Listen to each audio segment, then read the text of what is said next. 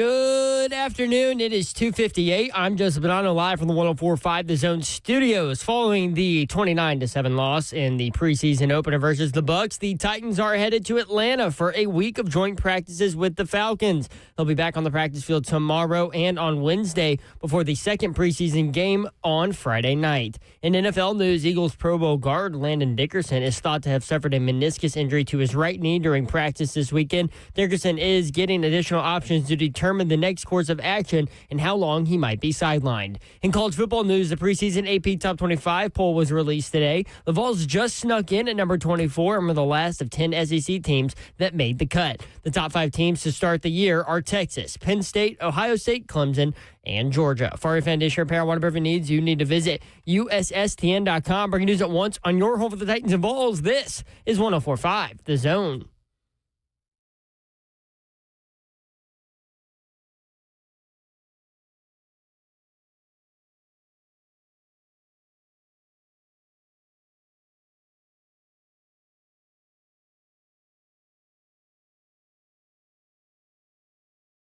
Channel 104.5 The Zone. Brent Doherty with you on a beautiful day in the Music City. Hope you had a great weekend. Hope you're having a great Monday.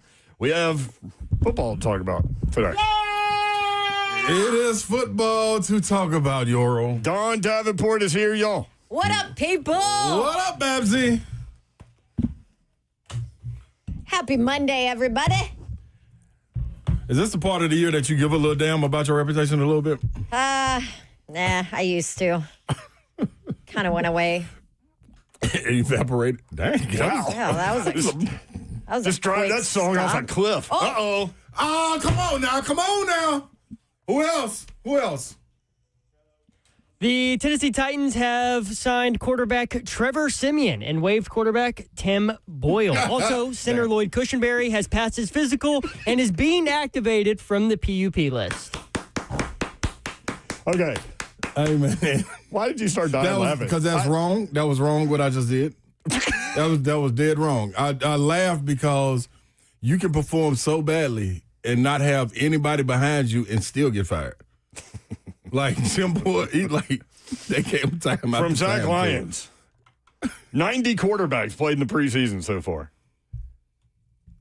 Tim Boyle was 89 out of 90 in passer rating. I wonder who 90 that ain't is. funny, man. Sorry, Tim. It is Kyle McCord, who completed one pass. Oh, bless his heart. Stop, man. What team is Kyle McCord on? He had a 0.0 passer rating.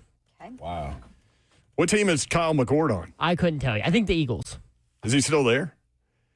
You got to be nervous, man. If 89 gets cut, You next. Yeah, but he got drafted. you're so Okay. wrong today. I don't He's care, going to at least go through the preseason. No, man.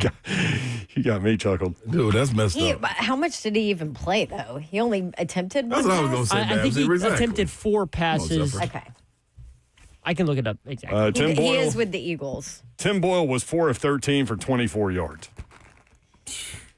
I mean, Whatever. But hey, welcome back, Trevor Siemian. Hasn't he been here before? yes. Kyle McCord was 1 of 5 for 8 yards and an interception. That was just whatever, that guy. He did. I mean, she did. That was Listen. That was real. If you ever got to him, Y'all's reaction to the Tim Boyle news has been something. listen. If you get to Brandon, you're screwed. So let's be honest. I mean, we did say on Friday there's a clear gap between 1 and 2 Big and a gap. clear gap between 2 and 3. Correct. Yeah. We got to see it. My take on Tim Boyle was, remember I went to training camp, I was like, damn, I didn't know he was that tall. That was my take on That's all him. you get. That's all you get, Timmy. And then what was your take on him? I didn't peep him. I don't even. You said I didn't Was peep he there? I'm sorry. I was like Baby Babs. I had the Baby Babs complex. Where's one? Slay Dog is here. I'm in the building. Better be ready. Car ain't got no what? Car ain't got no roof. Hey, boy, I'm telling you. It's here, baby. It is here. And it almost got a car, ain't got no roof, too, because, man, but I said to myself, Self? settle down. Settle down, self. I know you ain't been in the boom boom room in about 4 or 5 months, but settle down while you're up here. Do not blow a gasket I knew you were going to say that. because You see what's going on, and it looks good. But what did you ask to see walking into our last show on Friday? And that's how I said I'm going to tape it right there. How different would today's show be had they not inserted Cam Ward back into the game after that first drive? Have y'all thought about that? We wouldn't have anything to talk about. And now everybody would be diving off the cliff like I'm Cam sure Ward's they not would. the It'd be nuts. One series. I mean, come on. I thought they weren't going to put him out there at all because that field was horrendous. Yeah, I saw all so the pictures and all the talk about, because they had just planted the grass, so there were seams everywhere. I think Tehran put a picture out, and I'm like, oh, this. Thank goodness everything was okay except for Tajay. Man, and he broke. That was a nice little screen too. Yeah, that he broke. But man, if they. Can you imagine? If they didn't, this would be chaos. And it would be dumb chaos. You know what stood out to me? I mean, obviously Cam did great in that second drive. He had the one throw on the sideline where he did not recover too. And threw into coverage, should have been an interception. But he made some nice throws. I think he didn't see. Some good reads. Yeah. Yeah, Orlovsky did a great piece. Yeah. Go find it on social media. He read the defense wrong.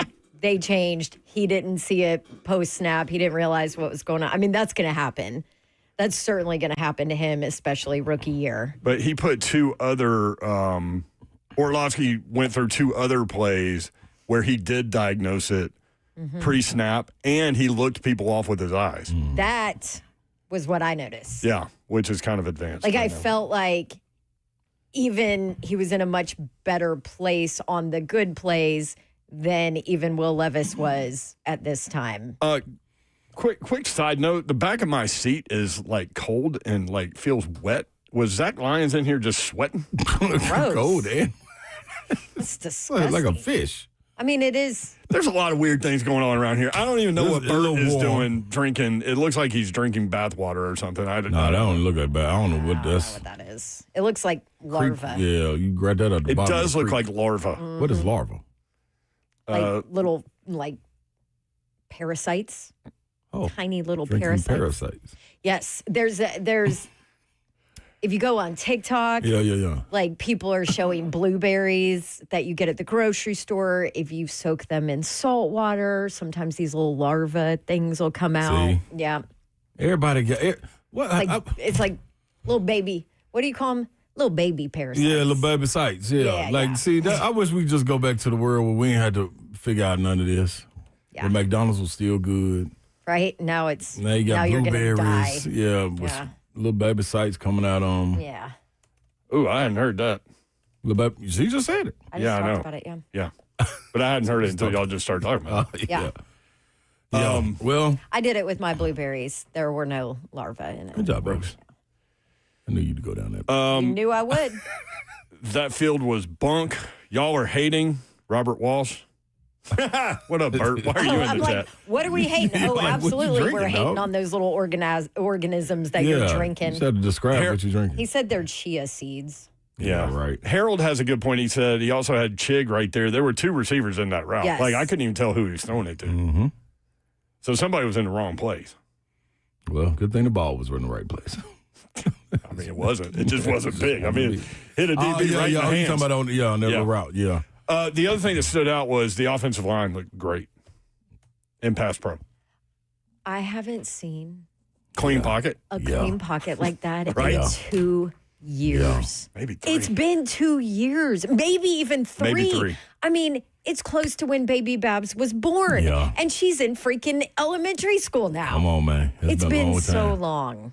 The girl done grew up now. And that was without Kush. Without Kush. Who was activated from the PUP today, if you missed that. Positivity when it comes to this O-line. Latham was great. Man, standing this ground, like enough time. Like, hey, what's the name? Dan Moore was. Dan Moore was Skoronsky pulling, like down there on the goal line. Man, it was who want this smoke? Big Sko come around there. That was, hey man, listen. Yeah. I'm telling you, gotta be careful. You went back and watched all 22. Yeah, you gotta be careful watching, man. You gotta be careful watching it too, because you get excited. Yep. Now, And then you have to Gotta step back remember. and be like, they were playing against the twos. no But Vita we Vea. said- No starters. But this is the night we said we need them. We don't care if they playing against the twos or the threes. Treat them like the twos and the threes, and they did. Yeah. Like that was. I thought they took Calvin Ridley. My bad. I thought they took Calvin Ridley out of the game because like the chemistry was too good. I was like, man, we gotta get somebody else getting some work in.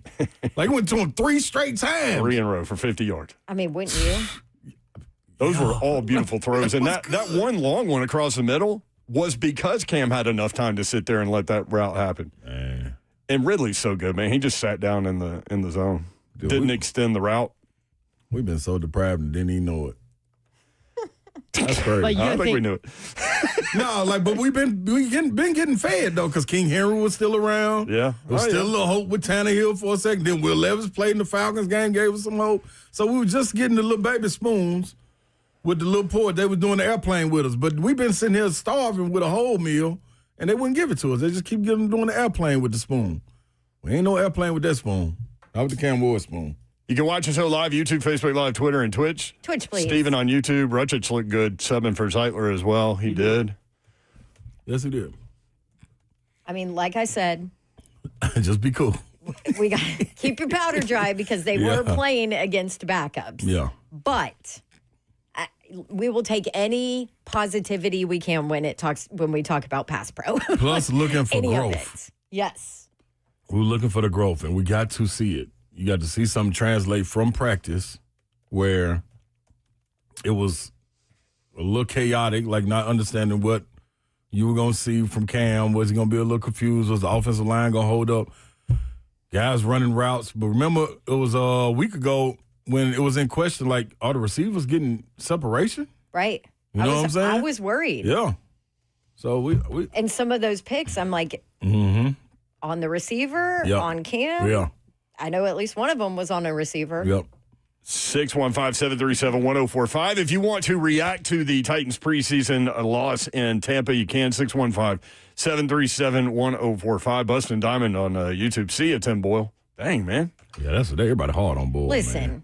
there is no love Yeah, he did it to us. for suckage. He did. Dang. That's it. That's where we are. Sorry. No, that's all right, Babs. That is all right. Like, boy did it to himself, man. He had an opportunity, plenty of opportunities, actually. Yeah, he had a lot of time. Yeah, and I'm going to get it done. Yeah, offense as a unit. Do you think that Boyle can punt? Remember, like, Danny White back in the day for the Cowboys? He was a quarterback and a punter. Maybe Boyle can punt. Nah, he out of here. Just done. Yeah, He ain't beating out Johnny Hecker. No. Yeah, even though his bad punt was good. How about Hecker's first punt on the sideline, just like Kern used to do it? That was you. I was the first person. You were the first person I thought about telling that story when he caught it running out of bounds. I used to love it when Kern did that. That was dope. Are you talking about the directional directional punting. punting? Yes. Yep. They had that little flirtation with the big leg, and then they went back to the directional guy. Yeah.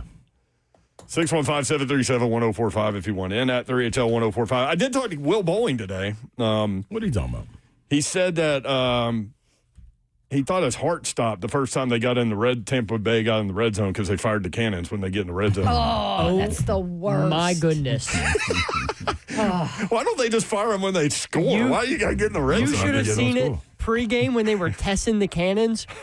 We were setting up the equipment, and all of a sudden, you just go boom, boom, boom. I mean, everybody in our booth jumped and hit our heads on the ceilings. It was Wow, y'all got verticals. yeah. y'all It jumped was high. bad. All of y'all? Hey, you're about it. Every single person. Boy, that would have gone viral if somebody had that on. It was bad. Somebody got to get Mac on tape. Coach Mack was very upset about the cannons. He did not like that they were using. Well, I didn't know that they did them I thought it was for red zone. I thought it was just touchdowns. Yeah. Well, when they did score, though, they didn't stop them. No. I think they did it for every point they got because they did it after the extra point as well. Oh. Well, they Testing them for the regular season. They got the cannon budget.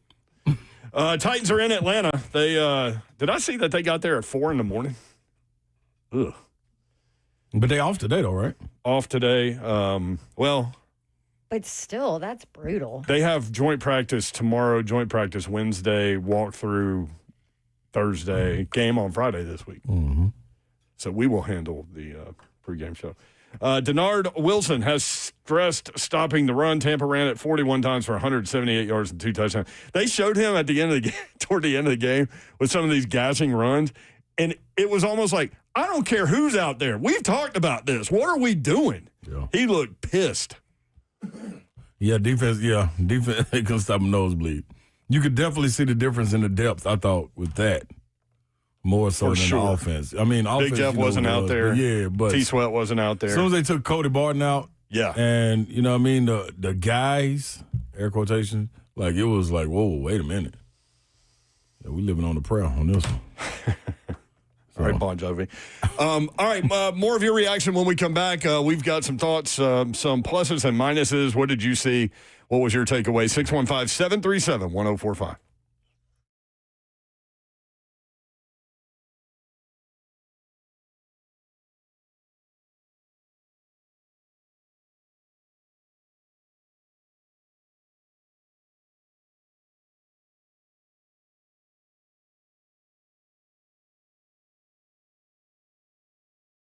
What's happening, y'all? Spring Hill Heating and Cooling. You thought the heat was going somewhere, didn't you? Nope. Came right back from around the corner, smacked you dead in the face. Hope it didn't get in your house and make your house hot, because if it did, you really need SpringHillAC.com to come through. They are the heating and cooling company that can take care of all your HVAC needs. I'm talking about cooling everything off. Keep mine right there on about 68, so I need my unit to be working. I remember it was a time, though, when it wasn't.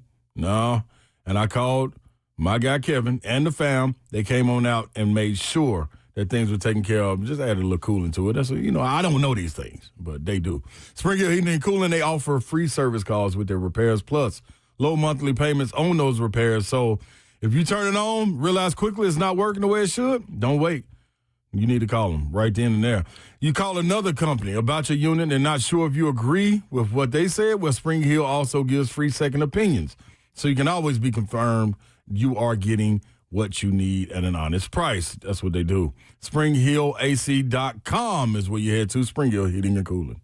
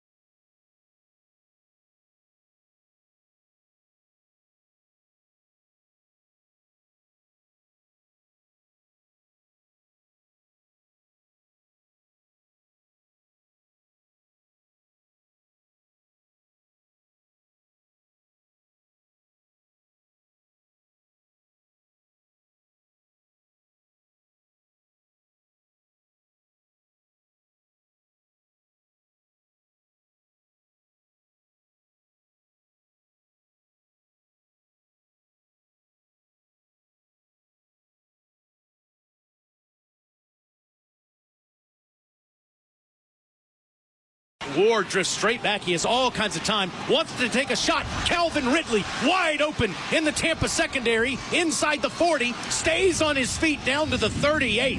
Get ready for it. Cam to Calvin. First ever connection is 27 yards. Man, that was a beautiful play. Great call there, Tyler Zarzer. Taylor. Taylor, You just called him Tyler. Why did Tyler get in? Thinking about SpringHillAC.com. Yep. Think about Tyler coming out. We were just talking about That's that. all. Anyway. Taylor Zarzer. Sorry, Taylor. Yeah, great call. And Zarzer. great connection. Ridley, man, that's obvious. That Ward Ridley is going to be pretty. It's going to be nice. it looks like a thing. Get your fantasy teams to go. It should be a thing. It absolutely Right? should. I mean, Levis Ridley should have been a thing.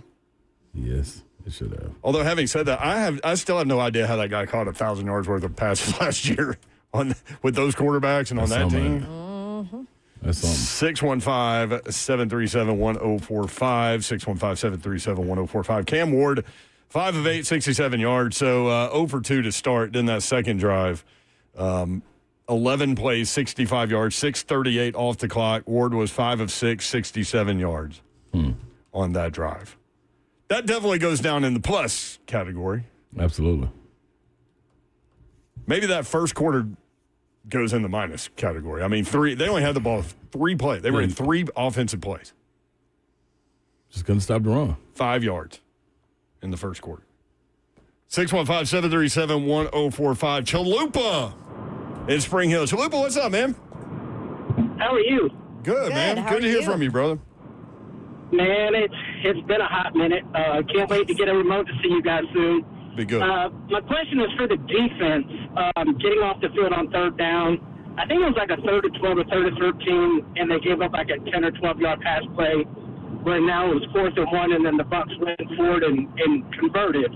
You know, getting off the field on those long third and long distances is going to be key, in my opinion. Just want to see what y'all think about that. No, definitely true. And again, you have the same. Thank you, Chalupa. Good to hear from you, man.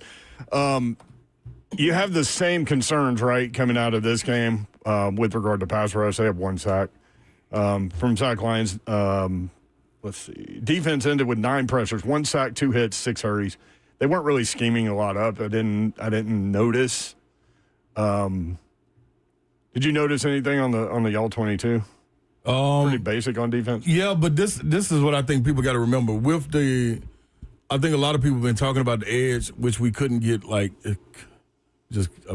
were struggling at the edge. But when you get guys like Tavondre playing up front and Big Jeff added up front, Yeah, that's the what. schemes that Denard Wilson is going to throw at teams. You got to keep that in mind, people, before we overreact to it. Like about the pressure coming off the edge, even filling the gaps for the run would be totally different. So just understand that. I mean, it was supposed to be vanilla. I think when a guy you could also tell when Cody Barton was out the game, the direction of guys was a little different. Right. As far as trying to get people where they're supposed to be. Because at that point it was James Williams and Cedric Gray together for a lot lot of that. Yep. I mean, I would think just knowing Big Jeff and Sweat were out, Big Jeff and Big Sweat.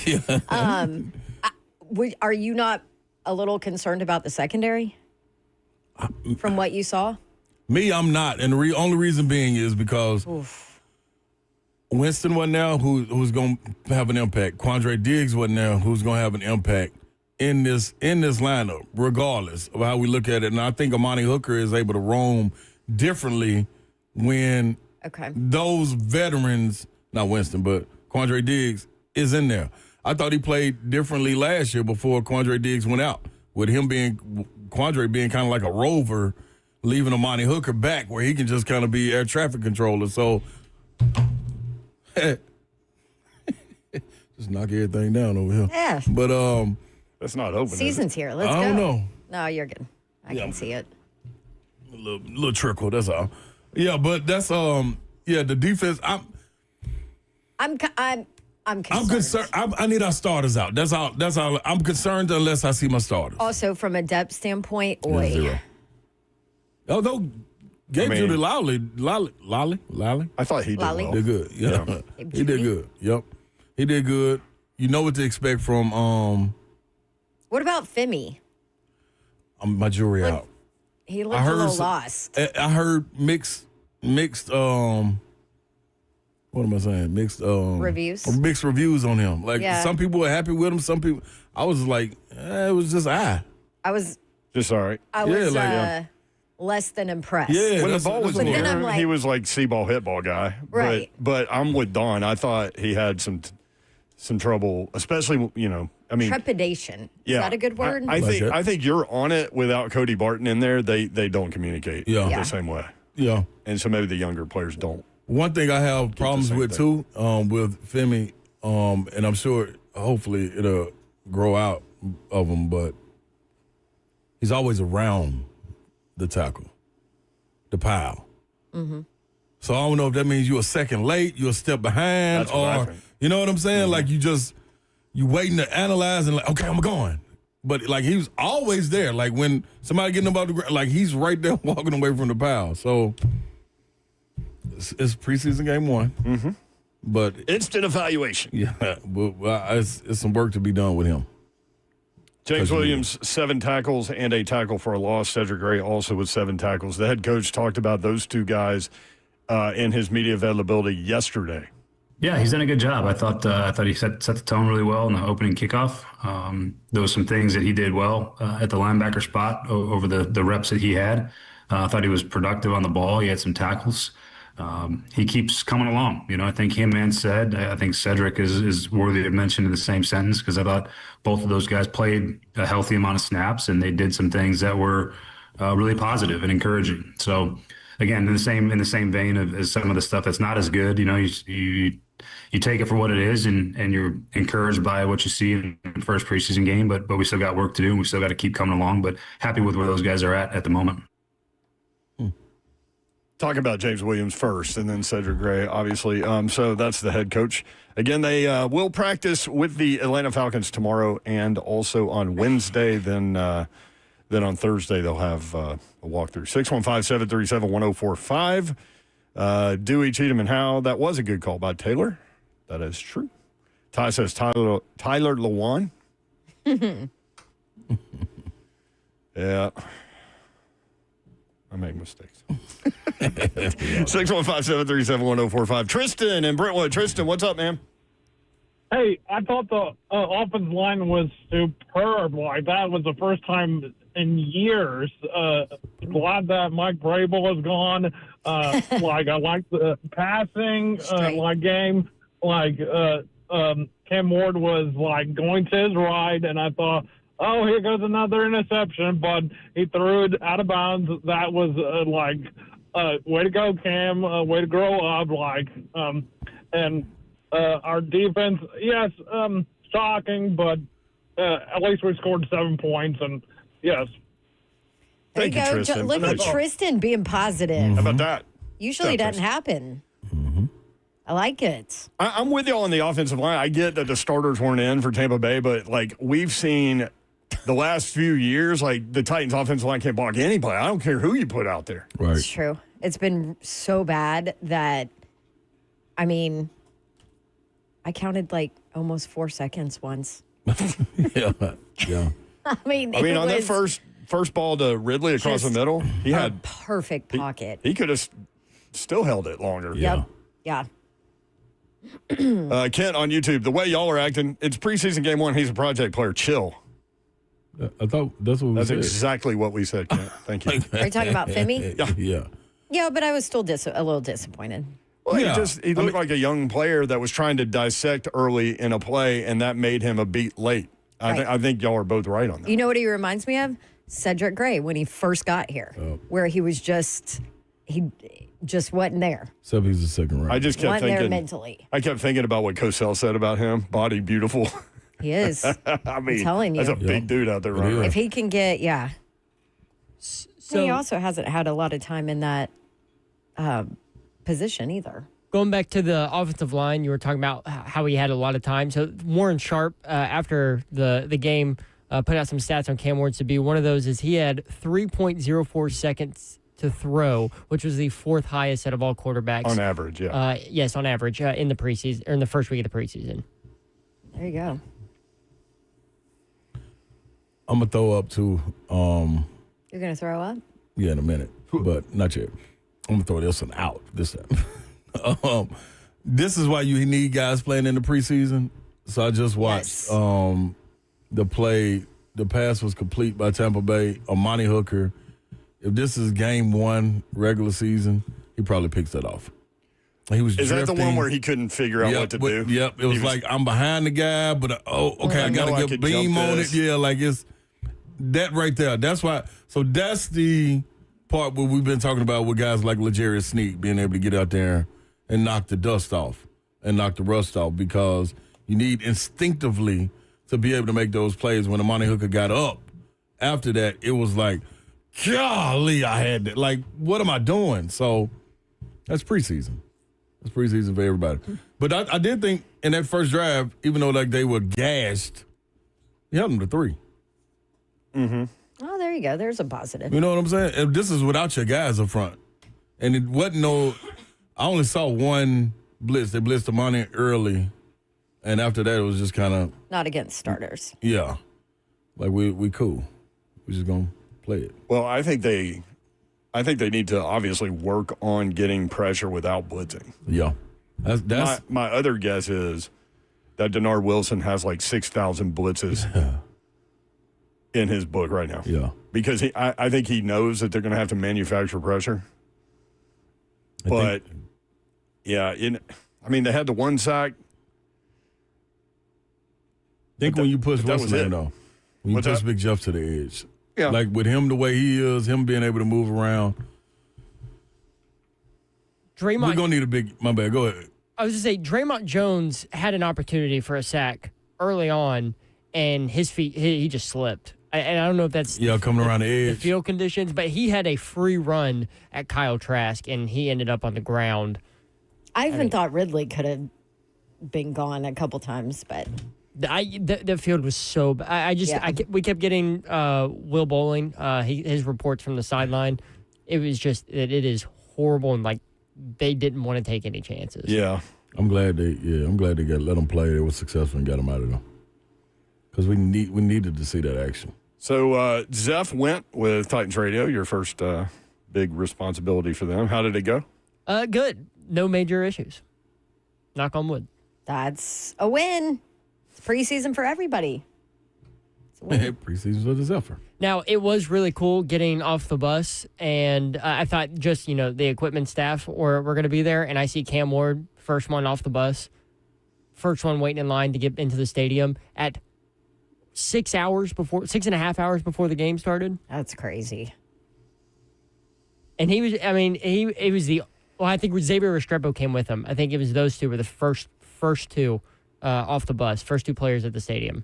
615-737-1045. Slate, what did you do to get ready for games? Like, what was your pre-game process? It depends what the game was, depend how big it was, depend how did I need to get treatment before the game, depending how I actually played last game versus that team, depend on what I did in practice that week. It's a lot of different things that go into it. I think going into preseason, as a veteran, I treated preseason like a glorified practice, an exhibition. So mine was a little different. But for games, if it was a big game, I would like to, if it was at home, I would like to get there like right when I'm ready to go warm up. Like it ain't no wasted time. Yeah, but on the road against big teams, though, I did used to get there early. Probably like we had to be there an hour 45 early, so I get there like 2 hours and 30 minutes early just to get some extra stretching, some shots with nobody in the gym, because it's different when you run out there and you got the fans out there. You can't, lock in. Like I don't want to have my headphones on the whole time, so it's a little different. I also thought, man, like people making it a huge deal that he was there that early. Like you on the road. You have nothing to do. Like, you're just going to be laying in a hotel watching a movie or listening to music or taking a nap. Like, you can do the exact same thing. You can do the exact same thing at the facility. But that's exactly what he did. Watched a movie. Oh, that's he watched a John Cena movie, I think is what he said. Yeah, what I heard him say, yeah. But I was wondering what we're this is a weird thing. Restrepo. I can't figure out what he's trying to figure out. Do that make sense? Like what his role is on this team. He's just trying to make the roster. You know what I'm saying? But, like, I don't need you to be the greeter at the door pounding everybody up that come out the first bus just because you got there early. I mean, everybody does what fits them, but I'll be like, "What? Like, why are you here?" Maybe he doesn't know any better. And that's cool. Because that's who he was at Miami before Cam got there. Okay. You know? All right, well, that's cool. It was like a funny look to me. Undrafted free agent guy. Yeah. Who's tying himself to Cam, but not trying to tie himself to Cam. Yeah, no problem with it. Yeah, I absolutely get it. I get it. That's it. Like she said, that could be his comfort zone. Mm-hmm. Yeah, like, he's just trying to make this roster. I'm going too. Yeah. If it's good enough for the number one pick, it's got to be good enough for me. I get that. Yeah. Totally get that. Just I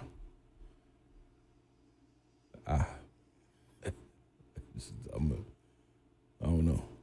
615-737-1045. Why are you hating on the poor undrafted guy that's just trying to make a roster and get noticed? Listen, not all of us are big dogs like Ron Slay. No, Babs, He's just fighting, man. Let the man fight. I got you, Restrepo. Steven, Restrepo not making the team, guys. I hate it, but it's not happening. No, Practice squad. His chance is that. Yeah. Practice squad. Boyle did throw to him several times in a row on one Put of him those in drives. with Cam. Well, you see what happened to Let me see Boyle. him work with Cam.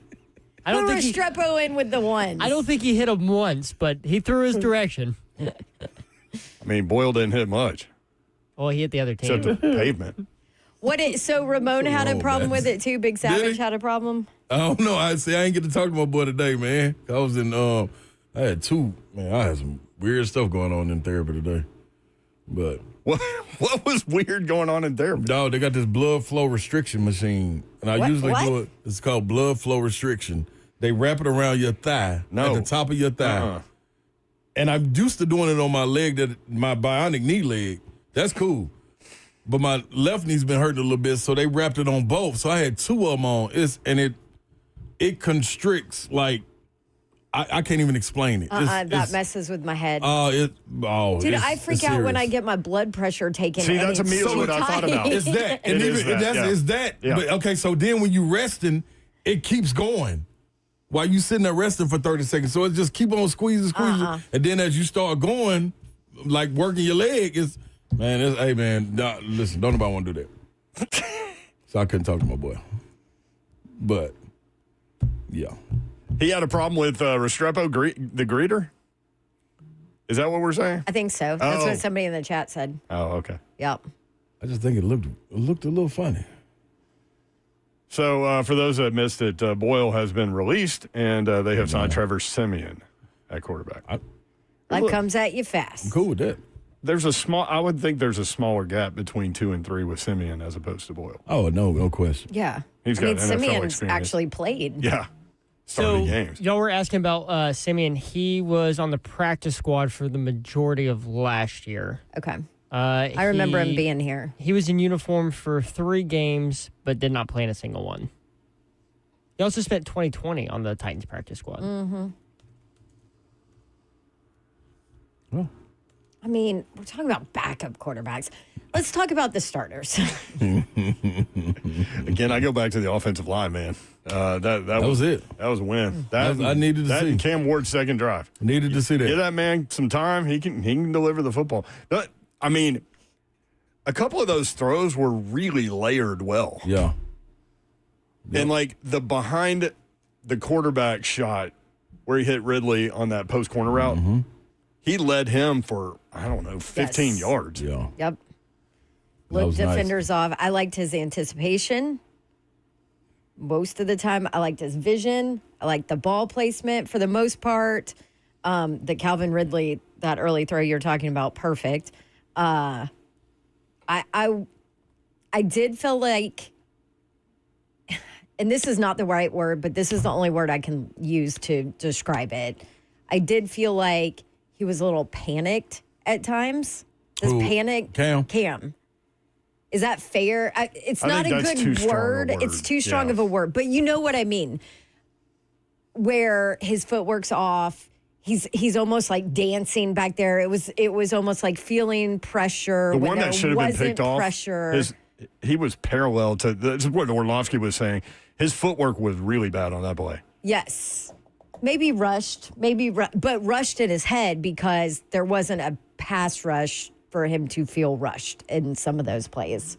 But yeah, Zeph, that might be better. He said use rushed instead. Panicked makes it sound like he's freaking out. Now, if you just watch his feet, you could probably use panic because it looked like he was freaking out. But also, did you notice that every time he had a third down, or at least in that second drive, every time he had a third down and he needed to get to the sticks, the ball went behind. He went past the sticks when he threw it, not early. So he got to the first down and made sure that his receiver was at a first down before he threw it to him. Give him a chance. Yeah, like how many times have we seen Titans quarterbacks throw it short of the sticks on those third and mediums, third and longs? Which is unbelievable to me because don't you learn that in high school? Do you think that Will Levis was watching that game and go, man, if I'd have had that kind of pocket?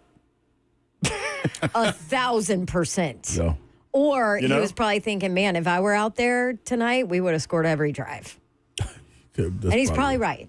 Probably what he was thinking. 615-737-1045. Your reaction to the Titans and Tampa. Tampa gets the win 29-7. 615-737-1045.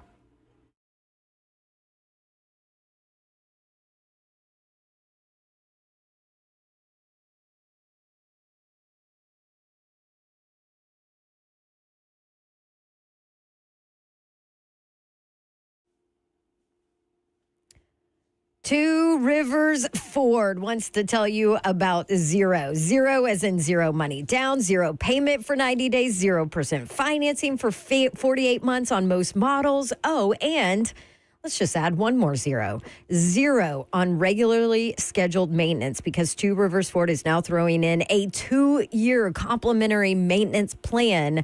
It is the Zero Summer Sales event happening right now at Two Rivers Ford. If you've been thinking about purchasing a vehicle, maybe a Ford F-150. They're my favorite. You can do it at Two Rivers Ford, and their salespeople don't work on commission, zero pressure. They are just there to help you when you're shopping for a vehicle. The Zero Summer Sales event, what a perfect time to go see my friends at Two Rivers Ford. You will get zero surprises, too, because they're honest, transparent, A-plus members of the BBB, family-owned since 1983. What you see is what you get at Two Rivers Ford, which is why they are the South's most trusted Ford dealer. So go on, get out to Two Rivers Ford for the Zero Summer Sales event today. Sale ends September 2nd. All right, good people. Big Slay coming to you with Low T Center. Low T Center is where you need to get back into the game. You want to get activated. You want to figure out why you're not getting the gains you want to or you need to. Well, you probably just need to get your T levels checked. Testosterone, people. That's what it is. You have an opportunity to go to Low T Center. There's one in Hendersonville and one in Brentwood right off McEwen.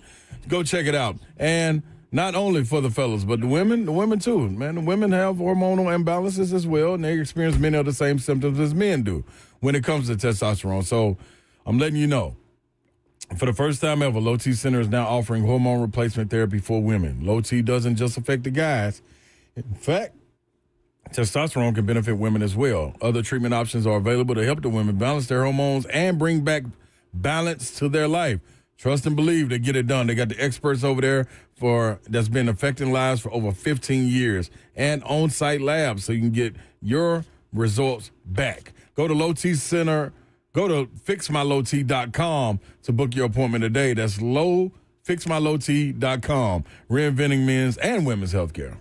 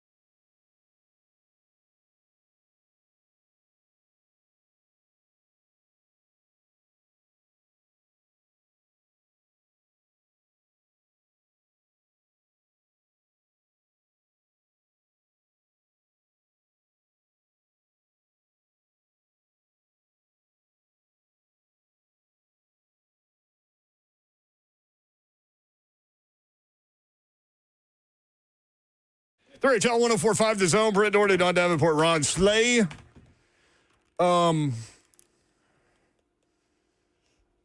Sad news. Jim Wyatt's dad, Judge Randall Wyatt, passed away. And certainly we are thinking about and praying for Jim and his family. And I know that he would appreciate that. With regard to the passing of his dad, they were very, very, very close. And, man, his dad was a judge in Nashville forever. Yep. Wyatt's was a staple here. Staple. No doubt. So, thoughts and prayers up for Jim and his family. One other Thinking note of you, Jimmy. before we go back to the Titans. Did y'all see this from Buzzing with the Boys? UFC pay-per-view is over. Did you guys see the freaking media rights deal they got? Yeah. With Paramount? 7 years, $7.7 billion. Whoa.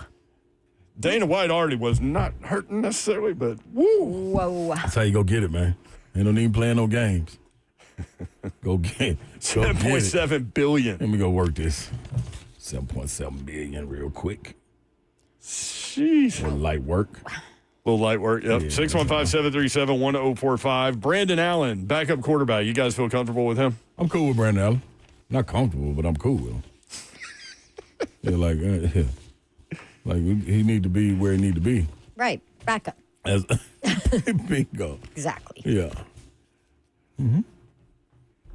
What you want? What you? I mean, think? you're not going to win what do you games want with to? him. No.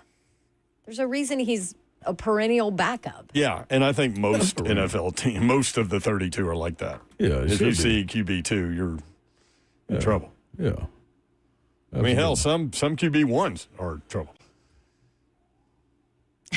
A lot of QB1s are trouble. Yeah, right. About half of them. I was going to say probably half the league. Oh, yeah, I'm with It you. is hard to find good offensive linemen, and it's hard to find a superstar quarterback. Man, you got to start from the ground up. And that's what we've been able to do. Mm-hmm. 2 second-year guys anchoring, and the first-year guy. 6 of 12, 62 yards. Tim Boyle was 4 of 13 for 24 yards and then got cut. All right, boy. Tajay Spears going to miss a couple of weeks, the head coach said. Hate to see that. With an ankle. I thought he's looked really good through camp. Him and Pollard. I really like this Titans run game. Yeah. Pollard looked good. Mm-hmm. He did. I mean, even Julius Chestnut and Clell Mullins, they all look good in their limited snaps. Yeah, Mullins, the second time he got in was much better. Yeah. See, that's the other thing. Like, you see the first drive of Cam. Mm-hmm. Like, he had to get out of his head, right? He had to chill. Yep. He had to, like, get through the moment. Yeah. I think you saw that with a lot of the youngins. First game experience, man. Take some time. So who ends up as the third running back, do you think? I don't know. I need Is to it see. Mullins That's tough. I thought Mullins looked good. Chestnut just does his thing. He does. I liked Mullins in the latter part of the game, though. Like, after he knocked the cobwebs off, it was like, okay, run the ball. Man, that man, he come behind his shoulder pass, man. What about pass pro for him, though? Yeah, he blew one. Yeah. He blew one. That's- That can get you in trouble. Big trouble. Yeah, I mean, that'll get you cut. Yes, it will. Yes, it will. You got to be able to We're pick that talking up. about the backup quarterbacks. Mm-hmm. Yeah. If you get the quarterback killed, Yeah. you're in trouble. That's right. Yeah, So But I thought he did look good. He did. I just worry about the pass pro when you're talking a rookie, too. Guess it'll be Chestnut. Mm-hmm. I mean, you know what you got in him, right? Yeah. Wow. So, but I think that could be a battle, It could be. depending on They could push each other. That'll be fine. what they see on the film beyond what we see. What what we're looking at. Yeah. 615-737-1045. Will Anderson, 1983. What a career for Judge Wyatt. Marine, FBI, prosecutor, longest running judge in Nashville history. DHB praying for Jim. If you just tuned in, Jim Wyatt lost his father. So thinking about Jim Wyatt and his family and praying. From Sack Lions, 90 quarterbacks have played in the preseason. Brandon Allen was number 80 in passer rating out of 90. Oh, wow. Tim Boyle was 89 out of 90. Yeah. Could have been 90. We have Trevor Siemian. Kicks good. I'm cautiously optimistic from what I saw from the starting O-line. Want to see more of them on Friday night. Yes. Who said that? Somebody on Somebody the in chat? the chat, yep. Okay. Yep. Yeah, I don't disagree with I that. I might even remove cautiously. I'm cool I with get that they were not playing against starters, but I was elated. I don't care who they're playing.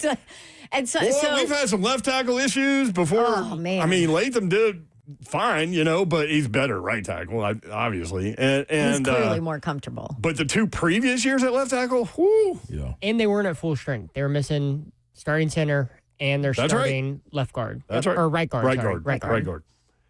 That is true. That is true. 615-737-1045. And Cush is off the PUP list. Cush is off the PUP list. That's great news. Chris Lowe coming up at 4 o'clock, and the AP preseason college football poll was out. Texas is ranked number 1, Penn State number 2, Ohio State 3.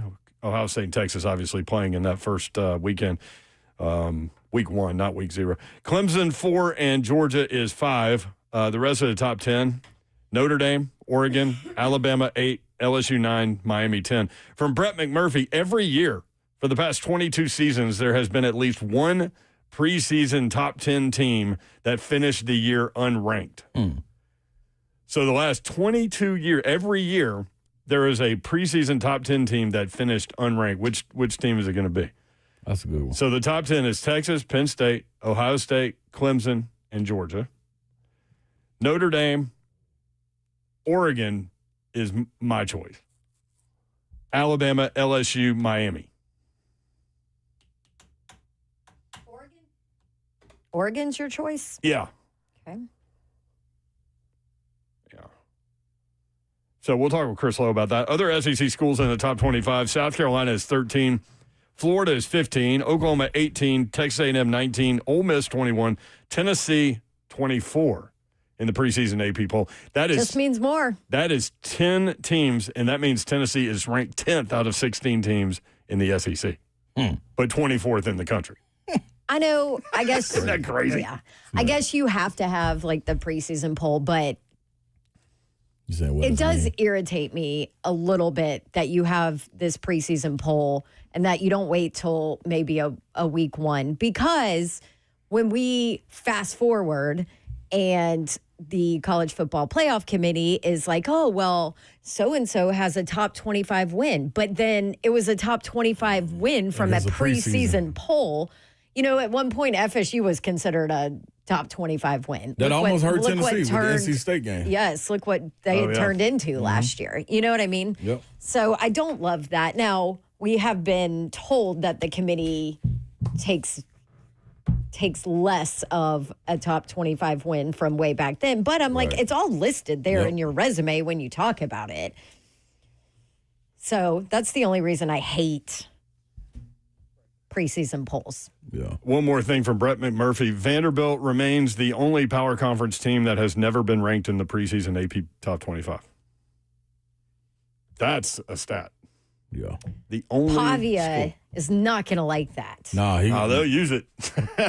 National champ of bus. That's right. 615-737-1045, always the number. Our only guest of the day is Chris Lowe. Coming up next, senior college football writer for ESPN. We'll talk about that AP poll next. 3HL 1045, The Zone.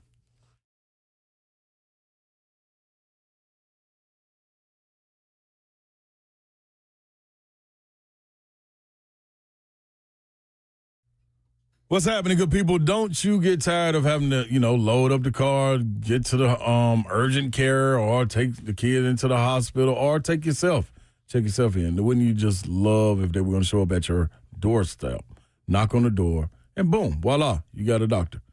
You can get that with medicalhousecalls.com. All you got to do is understand it's healthcare designed for your life, 7 days a week. Same-day appointments are available, next day guaranteed. The number is 615-838-2375. Whether it's primary health care, urgent care, IV therapy, or more, This is how it works. The process is very simple. Call or text Medical House Calls, and their teams will assess what you need within minutes. Book your visit. After a quick chat, they'll schedule your visit. Medical providers will be at your door, deliver care that gets you back ASAP. I'm telling you, I've done it. It's real simple. At-home urgent care, mobile IV therapy to bounce back from one of those long weekends or that hard week in the gym that you had. 615-838-2375, medicalhousecalls.com. All right, you know that life can change in an instant if you or someone you love is involved in a car accident. A car wreck can throw everything off: your job, your ability to pay your bills on time, your peace of mind, your mental and physical health, all of it. And that is when you need our good friends at Bart Durham Injury Law. Marine veteran Blair Durham and his team have been fighting for folks in Tennessee for years, making sure insurance companies pay up with no upfront cost, no waiting around. It's just a group of real people making sure you get what you deserve. So if you have been injured in a car accident, don't wait. Call BDIL 615-242-9000. They are here 24/7. They're ready to fight for you. That's Bart Durham Injury Law at 615-242-9000.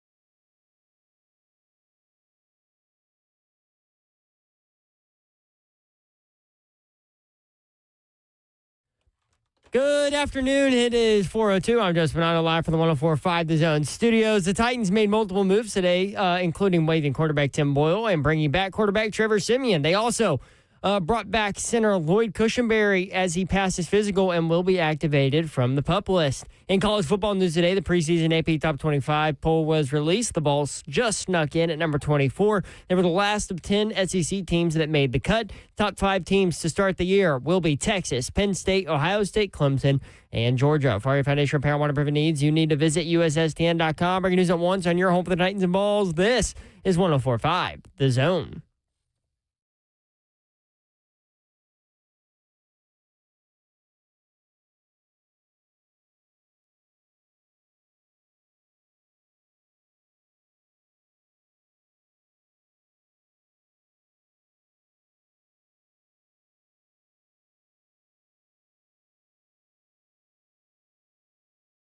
HL 104.5 The Zone. Brent Doherty with you on a beautiful day in the Music City. Hope you're having a great Monday. Hope you had a great weekend. Don Davenport is here. Slay is here. And Chris Lowe is here from ESPN.com. CeeLo, what's up? How are you? Low. Hey, Brent, what's up, you guys, on this sunny, hot Monday afternoon?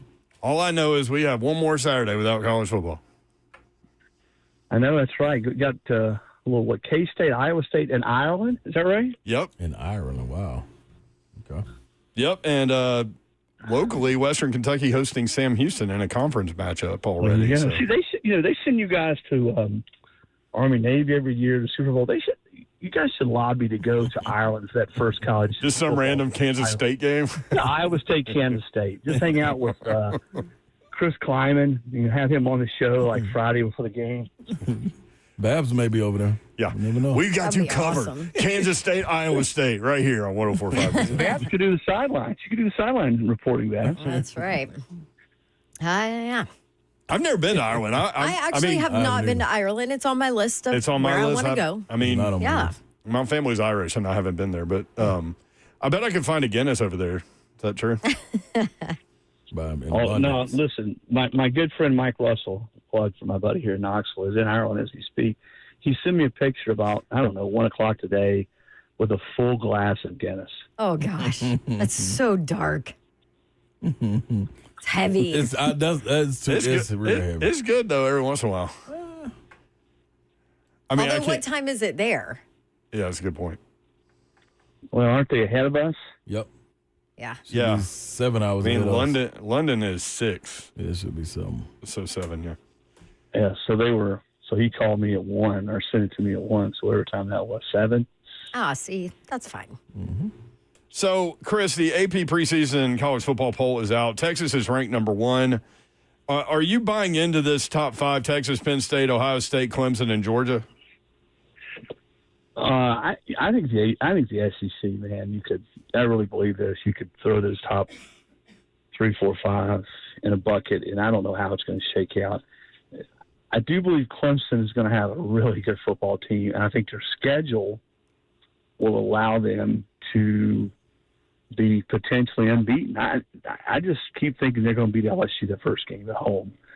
And unless they just play a stinker in the ACC, I think they're going to get through the ACC unscathed. And even if they lose one, let's say they play a bad game and lose one, then at 11-1 or 12-1 with a big-time marquee non-conference win, let's say they do beat LSU, they're going to be a top 4 seed in the playoff, which gives them a chance to make a deep run. So of all those teams, I like Clemson the best because of what I just stated. Now, I think all those other teams have chances to be really, really good teams, but Georgia, this just has what I call a Kirby Smart feel to it. Not as many people are talking about Georgia as they have in the past. Well, they got a quarterback who's unproven. They lost a lot of guys to the pros. I was there 2 weeks ago. Met with Kirby, talked to Glenn Shoon, defensive coordinator, was there for the day. There's just sort of that twinkle in his eye. I think he likes this position. This is probably this is the least anybody's talked about Georgia in the last few years going into the season. So what that means to me is beware of the dogs. I tell you one thing. This is when some of his most iconic speeches are given when he's feeling this way and he know his guys are somehow matched as an underdog. Like those speeches that come out those locker rooms, boy, woo. Yeah, you better have the bleep out machine ready. Like, I'll tell you a great story. So, well, I was there, as I said, Tuesday 2 weeks ago. Talked to Kirby for a while, talked to Glenn Schumann, talked to several of his players. And right across the street from the practice field is an elementary school there in Athens. And one of the kids, I think it was Dalen Everett, the cornerback, said, yeah, I think they got it worked out where the kids come out to recess doesn't sort of coincide when we practice. I don't know if that'd be real good. That makes sense. Because Kirby's on that microphone. Yeah. He's got that microphone in front. And he's like, yeah, I don't know if it'd be real good if those 7, 8-year-old kids are out there at recess when we're practicing. Yeah, I don't think so. Chris, your boy Brett McMurphy, man, with a stat here. Every year for the past 22 seasons, there has been at least one preseason top 10 team that finished the year unranked. So the top 10 is Texas, Penn State, Ohio State, Clemson, and Georgia. And then 6 through 10 are Notre Dame, Oregon, Alabama, LSU, and Miami. Which one of the 10 do you think is most likely to finish not ranked? Well, that's a good question. LSU. Now, again, they play. Miami plays in the ACC. The rest of them, play in the SEC tough conferences. LSU's got to play, a tough marquee non-conference game on the road. Let's say they lose to Clemson, and you lose 3 more in the SEC, then they may not finish in the top 25. So that's why I say that. Plus, here's what I don't know about LSU. Can they? And we know Nussmeier is established, can throw the football, and I think his receiving core is going to be even better when you add Barry and Brown and Nick Anderson. But can they protect them? I feel. And the other thing I think about LSU is right there in the middle of their defensive line, the interior, at tackle. How are they good enough? Have they improved enough to where teams can't just pound them? I think they're going to be good in the back end. They're going to be good. Certainly Harold Perkins is healthy. Whit Weeks is an excellent football player at the other linebacker. But right there in the middle defensively, and then protecting Nussmeier. And then they have a tough schedule too. I mean, it's not like when you look at their SEC schedule. So I do think they'll be a pretty good football team. I'm not saying they won't, but if you're 8-4, are you a top 25 team? I guess it depends. Right. Wow. CeeLo. Depends on how much that strength of schedule plays in, CeeLo. Who knows? Yeah, you never know. There's always teams. I mean, who thought Florida State? Go back. Where was Florida State? Do you have it there in front of you, Brent? I think where was weren't Florida they State 4? They were. They were in the top 10. They were in the top 10. I know that. And the bottom just fell out. I mean, they were awful last year. And sometimes that happens. Sometimes a team is ranked real high, and I don't like preseason. I mean, I like them because it makes it sort of says, all right, we're a little bit closer to football season, right? It gets your blood boil a little bit. But I don't like them because they don't mean anything. And I don't care if you're a coach or if you're a media person, you're filling out those polls. I think we are inherently looking at what teams did last year, and that doesn't mean anything, or how they finished the season. Here's a case in point. South Carolina last year finished the season on fire. Okay, they had a really good football team. I was at that Clemson game. Sellers is just he's a monster. Yeah. And now I'm seeing they're ranked, 12 or 13 in the preseason poll. Yep. I mean, I hope I'm wrong because I've known Shane Beamer a long time. He's a super guy. I don't think they're the 13th best team in the country. They lost a lot of players. They're not the same team that they were when they beat Clemson last year. You go back and look at some of those defensive players. That's it. That's it right there. And the plays that they made, the difference-making plays, those guys are gone. Those big guys, Hemingway and Sanders, the defensive line, the safety, the linebacker. Who's the other end? Kennard. Yep, Kennard. Yep. Those dudes are getting paid now. Yeah. Well, they all get paid now, Slay. I mean, they're getting paid to play professional football. And right. So it's a different team, and I think South Carolina's going to be good. I think Sellers is a terrific player. The kid coming back in, Dylan Stewart is a big time pass rusher. But my point is this: they're going to have some new faces, some new guys that haven't played key roles step up. And I don't know that I'm willing to stand here right now and say that all those guys are going to step up to the point where they're going to be the 12th or 13th best team in the country. Man, Babsy shared those same sentiments a little bit earlier, not to put words in her mouth, though, Yoro, but Yoro, CeeLo. But thinking about it, like this preseason, it's all based on if they take that next step and potential-wise live up to it, like Sellers or Stewart or, these people that's coming off these great ending seasons, and if they can make that next step. Like, you got a Heisman candidate, so, it's all potential-based in the preseason, right? Mm-hmm. Yeah, well, you listen. I take my shots at Babsy and WDE, so I'm going to look at it from the other perspective. Okay, you ready for this, Dawn? Yes. Auburn's not getting a lot of love right now in the preseason, right? No. Yeah. But and you hear all sorts of things: what Jackson Arnold is, what he isn't. If he plays to the level that everybody thought he was coming out of high school, and those receivers as good as I think they will be, Singleton and Cam Coleman and some of those other guys that they had last year, they got a chance to be better. And I think the Falk kid at defensive end is as good a pass rusher as there is in the SEC. Their offensive line, they went out and they got some, the kid from Virginia Tech at tackle, who I think will be a difference maker. So they go out. Let's say they go out and they beat Baylor on the road. That's going to be a hard game. I think I've told you guys. I think that's the game of all the openers in the SEC. For the teams that maybe is the most pivotal.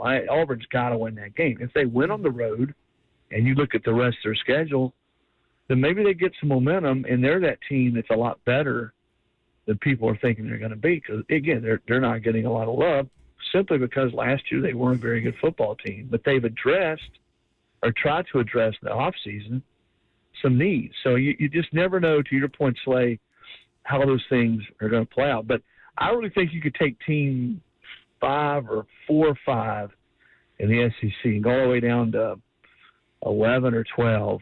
And I don't know that there's a whole lot of difference this year, much like last year. I think those teams may well beat up on each other.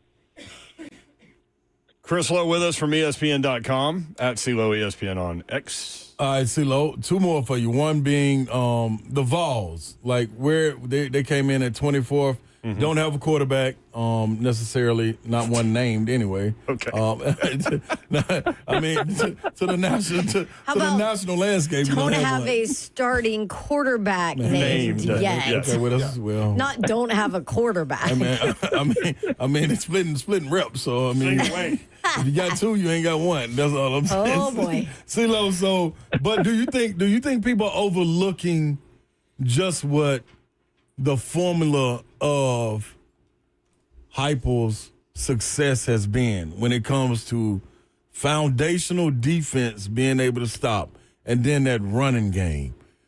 Are they putting so much on the receivers and the quarterback and not thinking that, man, Heupel can get it done with this running game and this defense until the other things kind of come along? Now, they got to come along quickly in the SEC, but having time. So when we get off the show, I'm going to call Jake Merflinger and Joey Aguilar's mom, and I'm going to give him your cell phone, by the way. So you know. Hey, tell me that's all we know, baby. Go for I think you nailed it. I think Tennessee won last. Why did Tennessee get to the playoff last year? Yeah, defense, running the ball. They leaned on their defense, and they were able to keep away a little bit with the run game. I think Josh is good enough, and I think he's evolved to the point where he knows if those are his strengths, no matter what we say on talk radio or what fans say on message boards, he's going to play to his strengths, and he's going to. That's if he's got to win that way, so be it. I don't know what they're going to be like at quarterback. I do know this. I think all of us, fans, media, when we start looking at a team going into the season, sometimes we're guilty, or a lot of times we're guilty of looking purely at the quarterback position, yay or nay. I hate to keep bringing up South Carolina. I think one of the reasons South Carolina's ranked so high is because of Lenore Sellers. Yeah. I mean, he is a mesmerizing player. Yep. He is a great football player. But there are a lot of holes on that team. I think put it this way, if their quarterback position and I know, listen, quarterbacks is the biggest difference-making position on the field. But if their quarterback position looked more like Tennessee, would they have a top 25 team? No. So I think you got to look deeper. I think you look at defensive line. Yeah. I think Tennessee would be good at the defensive line. I think you look at, can they run the football? Well, Josh's track record says that they always run the football well, no matter who's running the ball or who's up front. Can they protect the quarterback? And I think that's the area where at times they were shaky. So are those tackles better? Are they better up front than they were last year? So, yeah, I'll look a little deeper. And the thing that, if you want to really look at it from be as discerning as possible going into the season, how much of a step do they take at receiver? Because I think that's where they're going to have to be better. Mm-hmm. They got to make more big plays. They got to separate and make some yards after the catch. I mean, how many plays did they have last year like the one that Thornton had against Oklahoma? Yep. I mean, they didn't have many of those. They need more of those types of plays where you catch it in stride and you're gone. Yep. And I think if they can generate more of those plays, whoever's a quarterback, whoever's a receiver, that would be the thing I would say. But no, I think they're in that group. I said 5 to 11 teams. Yep. I think Tennessee's in that group, and the schedule gets a little bit harder because you got to go to Bama and to Florida this year. Yeah. Instead of those teams coming to Knoxville, and you play Georgia early. I don't know if that's good or bad. The head ball coach used to say he always liked playing Georgia early because you always can't all come to their best players not playing, being suspended. From the offseason. Sure would. Hey, another thing you got to add on top of that, too, Lo, Sampson, he gave that ball away a couple of times and put that defense in bad spots. But that's true. That's one of the things. The Florida game, man. How well did the defense play with their back to the end zone against Florida last year? The entire game. That was nuts. My last one. I think Tim Banks' defense will be good again this year. I know they lost some key guys. Here's the other thing. When is McCoy back? And I don't know how realistic it is that he's back for the season opener. Is he back in time for Georgia in week 3? They're not going to push him. That kid's got a future. Yes. And I talked to some other today inside the program. He's doing well. He's gotten, he's got back on the field. He's doing some more things. They're not going to push him. If he ain't 100%, they're not going to push him back. Mm-hmm. We do not. My last one for you, CeeLo. What's this talk with Jimbo Fisher, man? Where can he re-enter college football? Like that. Jimbo said he got something left in the tank, CeeLo. You ain't been down there and talked to him yet? Oh, yeah, I've talked to Jimbo. I talked to him a couple times this offseason. And, Jimbo, you talk about talking fast. Woo! They run off the coach football. I'm West Virginia guys. Here's your exercise. Tape an interview with Jimbo Fisher, and then go back and try to transcribe it. You got to wind every full word. You got to wind back. He talks so fast. Yep. And listen. He's won a national title. Yeah. He won ACC championships at Florida State. They really in 20 at A&M were right on the cusp of going to the playoff during the COVID year, and then it just sort of dipped on in the last few years. And Jimbo hasn't always been the nicest to people. I think that's cost him. But he's still a proven coach. Somebody's going to give him another shot. He'll get a chance to coach somewhere. And I think when you look at the ACC and the SEC, there are going to be some jobs open the next few years. And I'd be shocked if he doesn't get another shot somewhere. Yep. Chris Lowe with us from ESPN.com. On the way out, Zeph's got something for you. Yeah, see, look, speaking of coaches getting back into the game, how about John Gruden talking to the Georgia Bulldogs over the weekend, saying that, I'm going to be honest with you, and I don't BS either. I want to coach again. I died to coach in the SEC. I would love it. I would effing love it.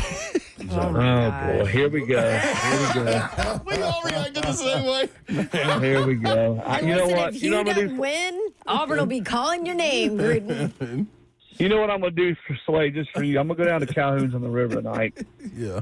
And I'm going to see if there are any John Gruden sightings. Get the groomers going, Lo. Get the groomers going. You're too young to remember every day there was a sighting. His wife was out in Jefferson County looking at property. Yeah. Wow. Yep. He was at Calhoun's on the river. His son, he did have a son that went to Tennessee, by the way. Yeah. was telling people on campus. Some bankers saying, hey, he knows people in the back boardrooms, and they cut a deal, and they're going to announce it the next day. It was over and over and over again. So let's hope if he does get back in it and it starts, it ain't Tennessee related. Right. So if Hugh Freeze doesn't make it this year, then Auburn and Groom. That's right. Let Dawn and all her minions there on the plains discuss the groomers and John Gruden. And he showed up and had lemonade on Toomer's Corner. And Absolutely. And Mama Goldberg. Yeah. Yep. Him and Bruce hanging out, Yep. It's happening. We'll let you cut that deal, Dawn. You'll be in the middle of it. I'm all over it. Love it, Chris. Good stuff, man. Appreciate you. It, Lo. All right. See you guys. Yeah. There he is, Chris Lowe, ESPN.com. Man, I can't wait for college football. This is going to be such a fun season. It's going to be a good one, man. So many storylines. Yeah. You think Diego Pavia noticed that they weren't in the top 25? Absolutely. Fuel the fire. You better believe it. More 3HL next. You want to react to what you saw from the Titans over the weekend, what you want to see this week with the 2 practice sessions and the preseason game coming up. 615-737-1045.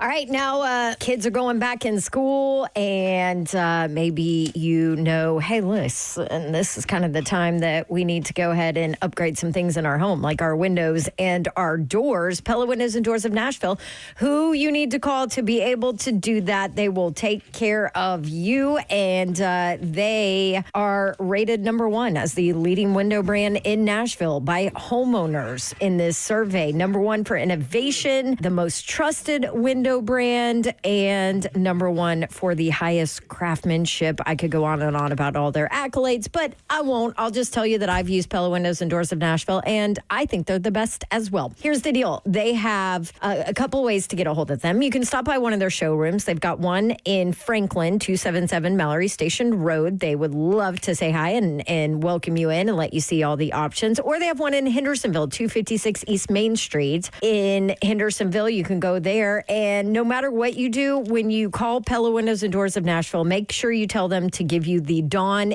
deal. So we do a different one every month for August, 50% off qualifying installations, and no interest, no promo payments due if paid in full within 24 months. That's Pella Windows and Doors of Nashville. Schedule your free consultation. Check out that Dawn deal at PellaNashville.com.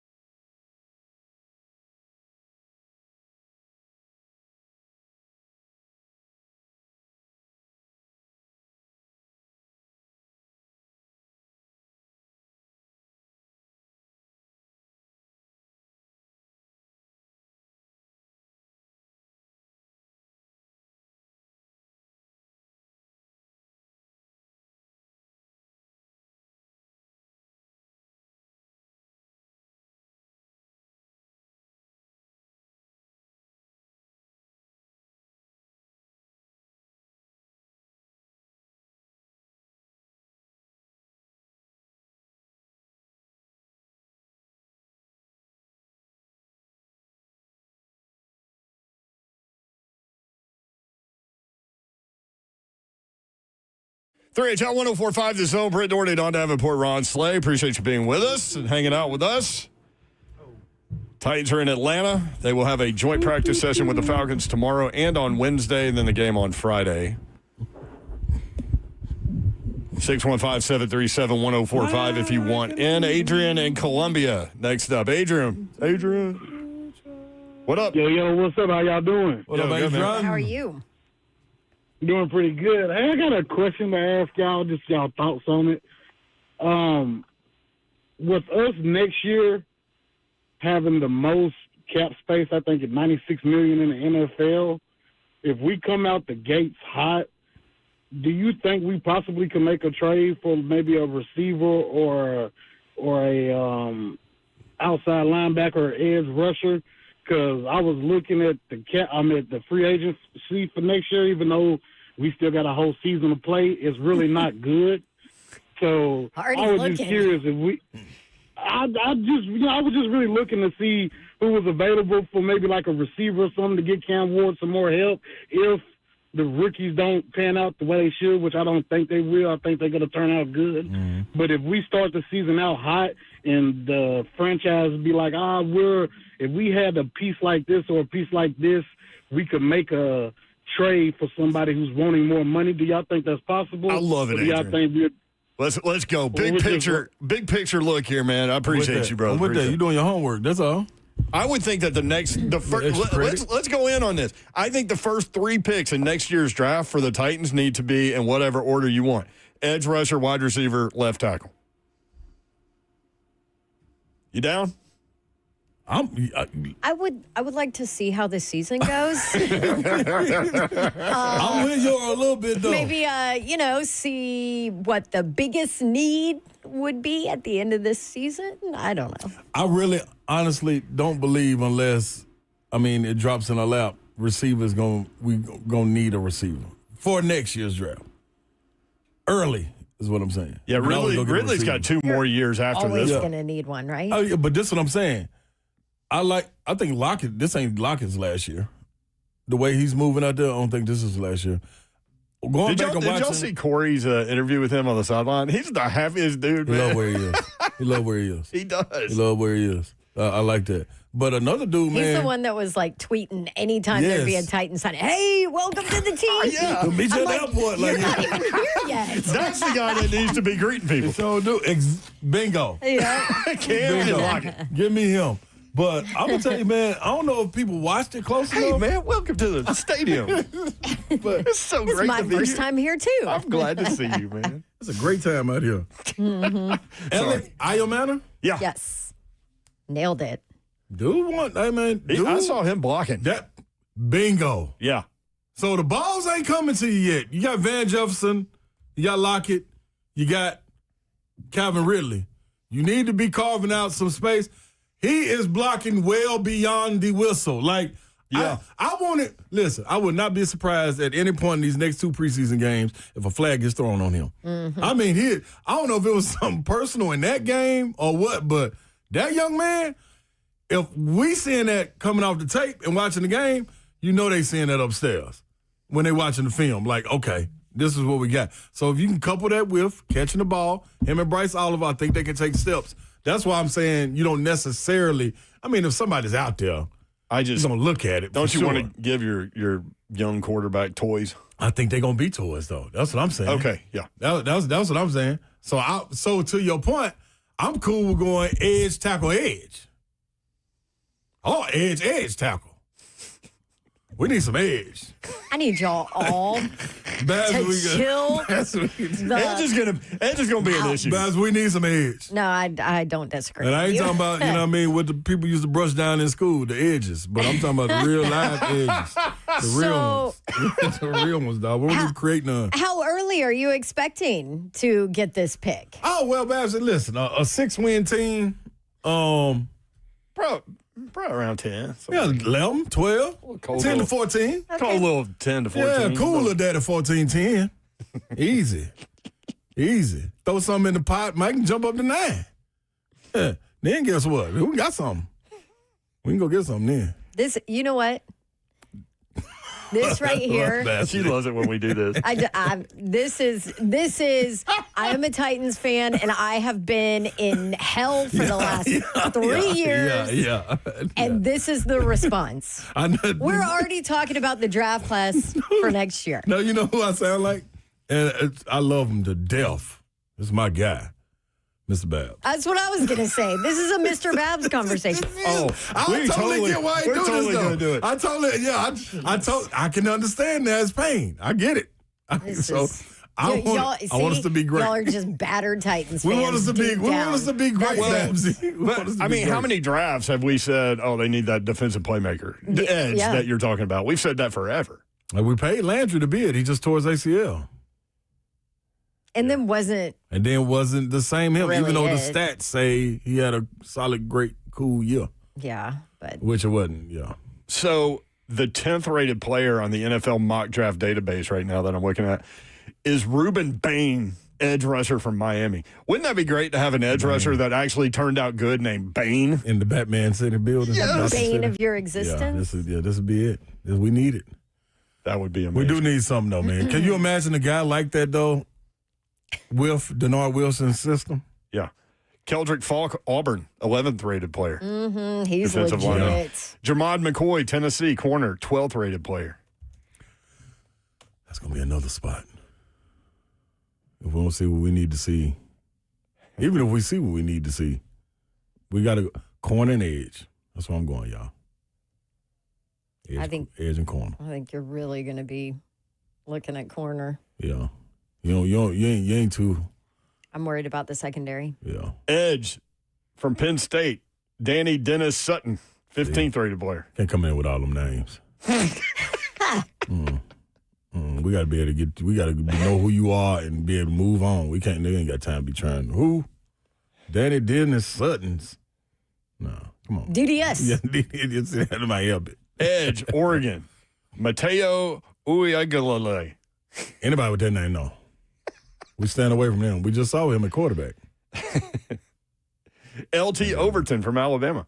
Like that. Sound like LT. Yeah, you feel me? That sound like it. You got on the right. So we're just going to draft based on name, is what we're doing. Yeah, I'm with that too. Well, in next year's draft, at this point, before we even played a game, that's the only way you can evaluate those guys. Is by name. Because nobody's played a season. Gabe Lucas, edge, Illinois. Nah, not Gabe Lucas. Nah, that ain't it. I'll let him be a safety or something. He can't be no edge. Safety, Gabe. Yeah, come on, Lucas. It's Panzico. No, Gabe. Edge. I did say Lucas, didn't I? Gabe Jackus. Oh, yeah, no. Middle linebacker. I can be middle linebacker. Better, but no. Yeah, it's just going to be rough. I may be pronouncing his name wrong. It's Jacas. She's beating her head. We need to stop on Babs. Kevin at Hawkinsville. We love messing with Babs sometimes, and y'all get caught up in the wash. Kevin, what's up? Hey, how y'all doing today? Great, man. What's up, Kev? What's up? Got a question for y'all. Now, y'all got to admit, Brandon Allen and Tim Boyle, that is not a good backup. Those are not good backup. Well, Kevin. Guess what? Boyle, you don't have to worry about it anymore. Timmy's gone. He gone. Good. So, now you have Trevor Siemian. Yeah. I mean, I would rather suit up Brent and Don as backup quarterbacks than Tim Boyle and Brandon Allen. Don would be me. That's for sure. It just was not pretty to see. I am rooting for the Titans. I pray we have. I mean, if we can get at least 5 wins, that's good. I'll be okay with that. But who are some backup quarterbacks that you would like to see them pick up? None, man. That's kind of why. Thank you, Kevin. I'm kind of like none. I don't really want to see. Like, let's just keep our guys safe. Am I the only one who doesn't give a crap about the backup? I'm with you. Because at this point, if you get there, like we're going back to the number 1 pick. And this depth, you're done anyway. Yeah, if Cam Ward gets hurt, you're done. Yeah, then you can pick, like Slay said, you can pick number 1 overall. Yeah. Mm-hmm. And get Caleb Downs, a safety from Ohio State. Jeremiah Smith. Dude, he's legit. He's not eligible. Dang it. Used to be at Alabama. You gotta wait 2 years for that one. Sir, maybe you can reclassify. Isn't that nuts? That's stupid. There's no reclassifying when it comes to the NFL. You got to move on up, Babs. There got to be some kind of appeal he can make. There got to be some kind of appeal. You basketball guy. You just got to be older. Yeah, it's going to grow up. Have overnight. more years, yeah. Oh, jeez. Oh, boy. Woo-wee. I mean, the guy from Alabama can't come out either. Ryan Williams. Mm-hmm. Darn, boy, those That's gonna two. be a nice draft down. Going into the first year of the new stadium, get one of them. See, Yeah, you T-Man have to suck 615. real bad to get that. If Cam ain't playing, then I don't want to win this year. That's why I don't care about the backup. I'm with you. I'm with you there. T-Man. I hate that for somebody like Big Jeff, though. And the coaching staff. Oh. Michael said we lanced that boil. All right, more 3HL next. 615-737-1045. That's gross.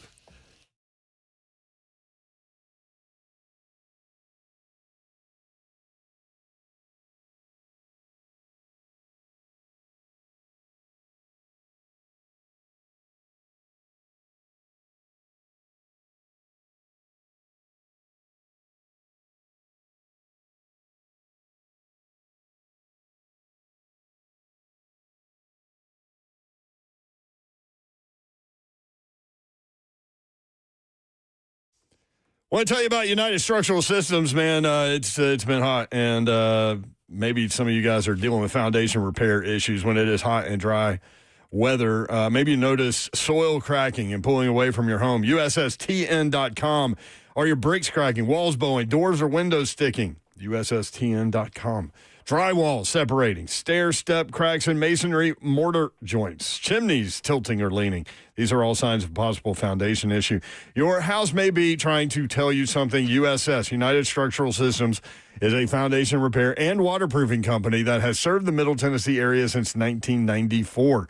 When USS comes out to your house, you are getting problem solvers who provide peace of mind to their customers, the homeowner. You're not getting someone who is worried about meeting a sales quota or upselling the next big thing, but someone there to educate you and help you understand what's happening with your home. At USS, their only measure of success is how satisfied the homeowner is, not a closing ratio. Homeowners trust USS, keeping homes dry and stable. We guarantee our best. Call USS 615-488-7855. USS, serving Middle Tennessee, Southern Kentucky, and Western Kentucky. Online, USSTN.com.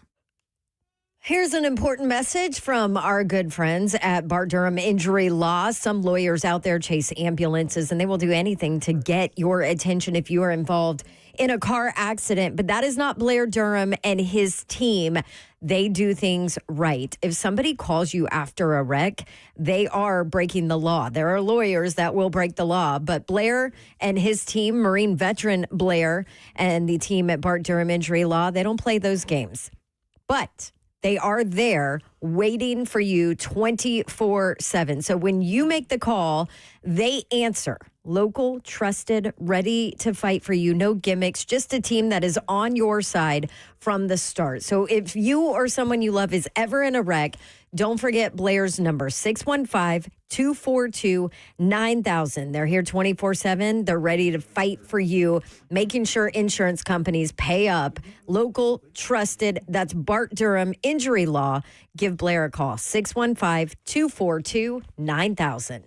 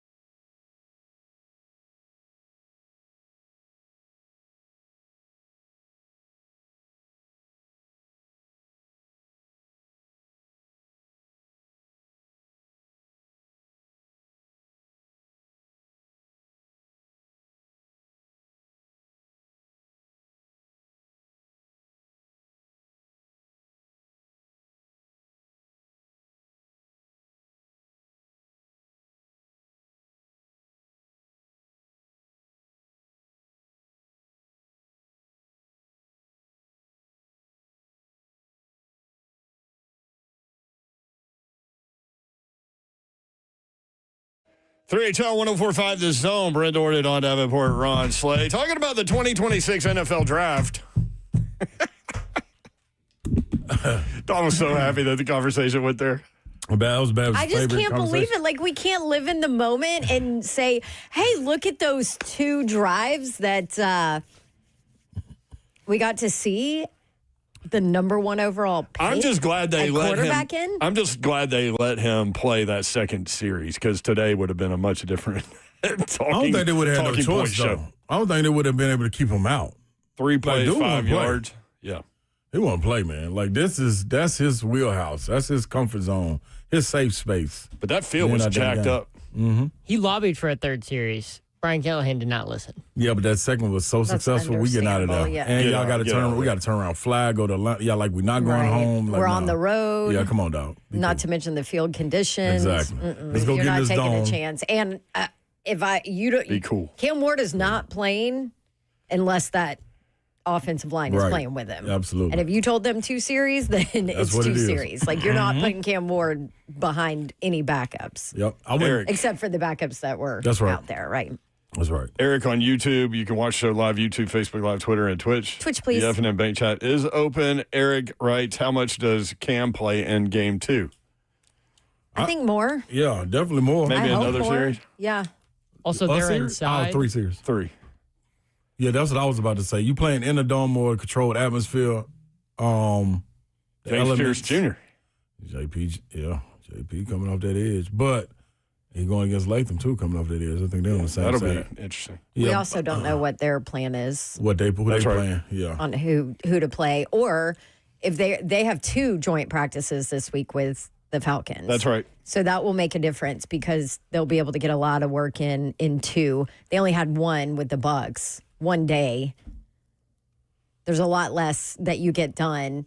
Who knows? Maybe, Callie has said that the starters are going to play in every preseason game, but depending on what they get done in those 2 days, it could look different than what we would like for it to as Titans fans.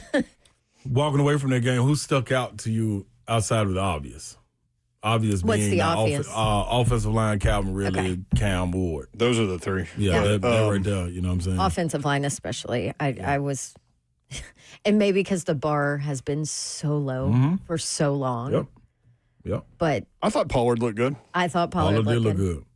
He's had a good camp. I thought Pollard, remember the first day, I was like, man, Pollard looks really good. And I know it's hard to say that when you're watching a training camp practice, right? But I'm like, there's just something about him this year that feels different, and I like it. He stood out to me a bunch. I thought you were gonna come in raving about this one, Babs, but it's hard when you have the offensive line doing what they did, and Cam going out there and producing. I thought you were gonna say special teams. Oh, I was going to, but then I was like, I don't want to jinx it. It's been such a disaster. Yeah, I thought. Thank the Lord we don't have to come in here and talk about it. That's right. Because what did I say coming in? I'm like, no special teams flops. Yeah. And efficiency. Like run the offense, no penalties, no dumb pre-snap penalty, things like that. Yep. And they did that. Yep. My person is I'm after watching it again today, Elig Ayomana. Yeah. That's impressive, man. Like that's how you pop. So much potential. His blocking ability tells you a lot. It tells me a whole lot. Because guess what, He's a physical dude, confident. Imagine how much we came back into after the game last year talking about on Mondays. Man, the screens that they want to get set up. Let me just go and throw this out there. Calvin Ridley's not a blocker. Yeah. Let's stop. You're not paying him to do that. and absolutely not. But let's stop putting him out there to do that. Let's put Calvin Ridley on the opposite side. Let's put somebody like Alec Ayomana in. Let him block, maybe lock it, or vice versa, and let them catch. Like, really, hey man, dude is a hell of a receiver, man. But that's what he is. I'm okay with not seeing Ridley. Really? You're not. No, I like. They this got connection. 2 more joint practices here. Work Ridley with Cam. Call it a day. But man, sit him down. I think it's too easy to build on. I think it's too easy to build on. You think it's already it's smoke coming out the chimney. It's already everybody in the house is fully loaded, right? Yeah. I mean, you can toast the marshmallows, man. Fire's going. It's going. Get a little s'more action. I like that, though. So who do you want to see the connection built with? I'm going to tell you, I want to see Gunnar Helm with this first group. Yes. Yeah. I thought Chig did. Chig was solid. Chig was Chig. But I think, man, it's something, like you saying with Ellick, I think it's something with Gunnar Helm, too. I want to see Cam and Ellick and what they can figure out. Yeah. So, listen, they got some toys to play with. I think DK flies a little bit, too. DK. Jim, DK. Oh, yeah. Okay, He got some speed, man. You were thinking DK Metcalf, or you're like, that guy, he ain't on this roster. I missed him. That's a big old dude. I don't know how I missed him. DK, yeah. So I think he was the other guy that was out there blocking that time for Lockett. Him and Calvary, that's not a good combination to block. Like, that's when we got the penalty for really putting the hands on the guy blocking too soon. That's right. So while the ball was still in the air. Let's keep moving. They don't really have like a Jawan Jennings type guy at wide receiver. Oh, no. Oh, here you go. Oh, no. Who do you think? This Alec Ayomana kid. I'm telling you, young man here. His brother, hey, man, I don't know. Go back and watch yourself. Man, the man need to get a flag. The man is abusive out there. Man, I'm after the whistle, y'all. I saw it. Man, he might got the little, how the little babies come in and they put the little headphones or the earbuds in their ear so it'd be too loud. I think he out there playing with them because he can't hear no whistle. he just keep going. He can't hear it. I'm telling you, man, dude, man, it impressed me. And he a big boy. Was Snead there? Yes, I thought I saw him chatting with not Callie. Who was he chatting with? Brinker, yeah. Both Snead and Cushenberry made the trip. Obviously, Cushenberry, he's going to probably practice this week now that he's been activated from the PUP list. Got to be careful with the big guy in Achilles, though. Can't just throw him in a joint practice. I got working back slow. Right? Yeah. That's good. He's activated. He said he was, man, he said he was ahead of schedule. Scoop on YouTube. Special teams actually look like they could function. Dewey, Cheatham, and Howe. Special teams look like they could actually be an asset. Whoa. Let's not get too crazy now. T-Man 615. I'm no longer worried about special teams with Fossil. You talking about somebody in it? Oh, yeah. I love the energy. He was into it, boy. Right. He was into it. Bones was into it. He was all up and down the sideline, man. That was good to see. Travis said Brownlee looked good. Jibo 5'9", Marcus Harris. A couple of people mentioned Marcus Harris. I did see him. Like, was that number 44, if I am mistaken? You know what his number was, though? Marcus Harris? Oh, I do. Somebody kept making plays or kept popping. I can't remember who it was. It might have been him. Are you thinking about the safety? Mike Brown is 44. Am I thinking about a Davis, maybe? I can't remember. It was one of them. It was either that name, Marcus Harris, or number 44 that kept popping. They kept talking about it in the latter Marcus Harris is 26. Okay, that one that we were talking about. 44 is Mike Brown, safety. Mike Brown, okay. I was hearing his name quite a bit. That's who you're talking about. I was hearing his name quite a bit, yep. There was a defensive lineman whose name I heard a ton, Rakes. I think his first name's Isaiah Rakes. Okay. He was around the ball a ton. Now, he was playing, I think, in third team. He was finishing out the game, but he was around the ball almost every play. DHP says James Williams. Who did y'all see outside of Cam, offensive line? We talked a lot of Ridley. We talked a lot about those three things. Who did y'all see that stood out to you? 615-737-1045.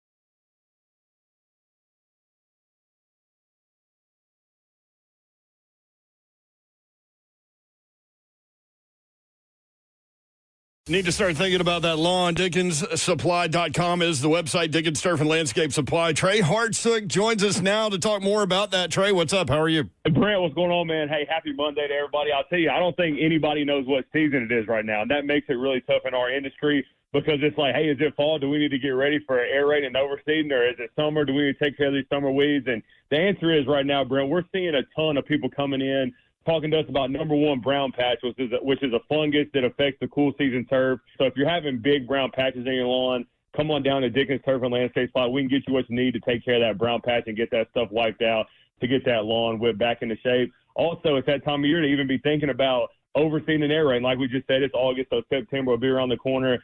Come on in. We'd love to talk to you about what you need to do, kind of getting ready for that process. Want to make sure that all the crabgrass and Dallas grass and all those grassy weeds are taken care of. So stop in and see us. We'd love to talk to you about that. We're conveniently located all over Middle Tennessee. Got locations in Nashville, Hendersonville, Murfreesboro, Bellevue, Brentwood, Lumber, Mount Juliet, and Franklin. If you can't get a hold of us, check us out online, DickinsSupply.com.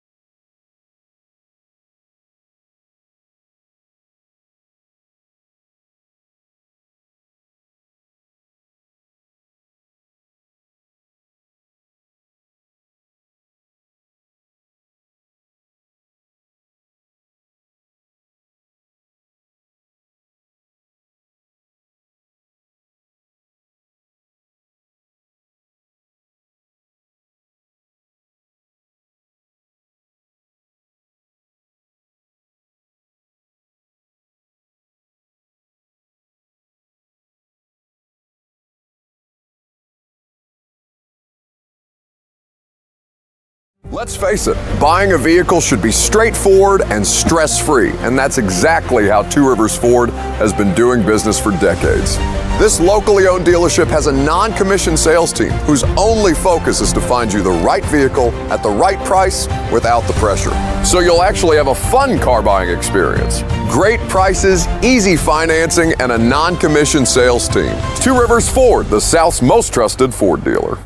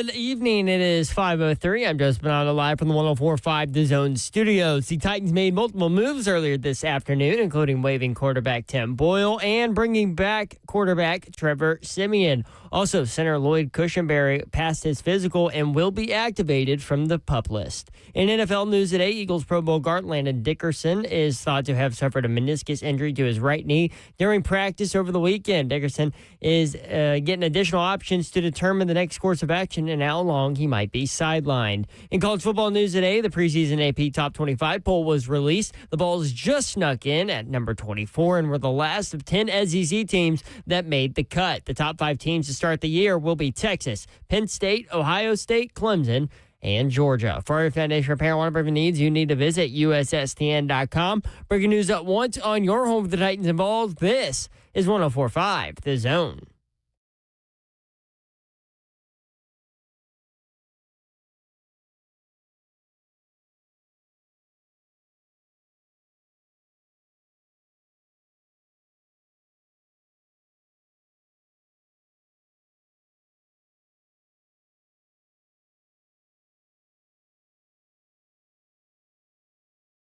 HL 104.5 The Zone. Hope you're having a great Monday. Brent Doherty with you on a beautiful day in the Music City. You can watch the show live, YouTube, Facebook Live, Twitter, and Twitch. Twitch, please. The Evan and Bake chat is open. There she is, Dawn Davenport, y'all. What up, baby? What up? Babs, the current on FanDuel, the current odds-on favorite to go number 1 overall in the 2026 NFL Draft is Garrett Nussmeier, LSU quarterback. Okay. That had to have changed after the whole Archie Manning comments, right? Arch Manning's still on here, but he's down the list a little bit. Oh, because he said he'll be at Texas next year. Yeah. Mannings stick around, don't they? I mean, that's been my opinion about Arch for a while. But, yeah, Archie did say that if you missed it, that Arch Manning would be back at Texas. Yeah, number 2 is Cade Klubnik. Number 3, Lenoris Sellers. Number 4, Drew Aller, all quarterbacks. Slay Dog is here. He's got his whiteboard out. What are we doing on the whiteboard? Well, we had to clean off the whiteboard. We got to create a new Nathaniel Watts list. We got to create a new Good Guy Award list.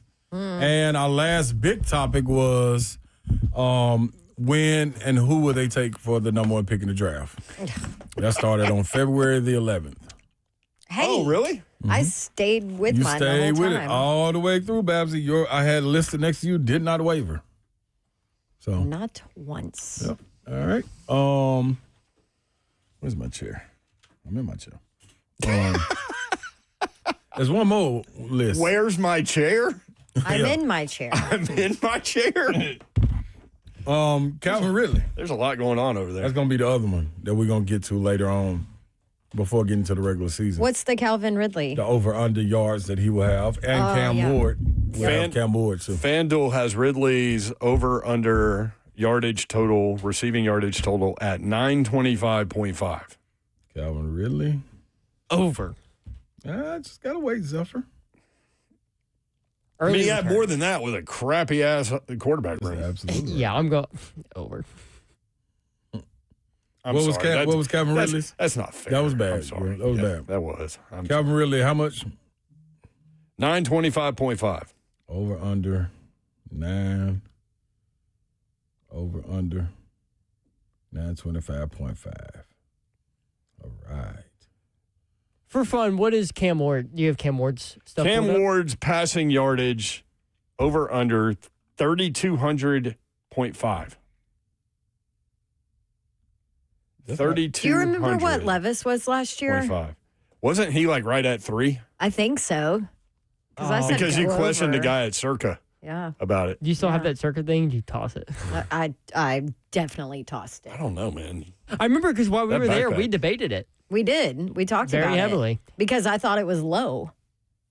And but it's not that much off of what Cam's is. Mm-hmm. It was Palazzolo from Steve, yeah. Where is he now? He's on the 42nd team? Yes. Or 32nd team? Yes. 42nd team. Yeah, there's 42, whatever it takes. Whatever. And that was Will Levis is going into the second year, though. That's true. Yeah. This will be going Cam first year. That's true. That's pretty high. 3,200.5. Passing touchdowns. Cam Ward. Over under 18.5 passing touchdowns. That's a tough one. Because you got a nice stable back there. 18. I'm gonna get them at about 23, 24. So healthily over. That's right. Yeah, that's right, you are. I'll get there. Absolutely. I'll get there at some point. Do you want Tony Pollard's rushing number, or do you care? I don't care. But you want to just know it? Yeah. 900.5 rushing yards. Wow. Was he 1,000-yard back last year? He was 1,000-yard back. Yes, he was. Wasn't he? But Well, he did a load of the work because Tajay was out. I was just going to say, this all depends on Tajay if he's healthy. Yeah, so. Okay, you got that? I got that. I got good guy. Got Nathaniel Watch. We'll put them on opposite sides. I don't want Nathaniel to have nothing to do with these guys. The Titans have only had 9 seasons where a quarterback – this is the Titans, not the Oilers, but the Titans have had only 9 seasons where a quarterback went over this total for Cam Ward. Hold on. Say what? 9? Say that one more Only time. 9 seasons have the Titans, since they've been in Nashville, had a quarterback go over that number, 3,200.5. New regime. True. Got a passing coach, supposedly. No more at the helm. smash mouth. Yeah. Defensive carriers. Right. Mm-hmm. Was Tannehill the last quarterback to do that? Had to be. Yeah. I know a choice. Yeah. Did Marcus ever hit over 3,200? Marcus, 34-26 Look at that. in 2016. Marcus, 32-32 in 2017. So McNair did it actually 4 times. Ryan Tannehill did it twice. Matt Hasselbeck. Marcus did it twice. That's it. So would you go over or under? That's a tough one, man. I mean, you know me. I'm a positive thinker.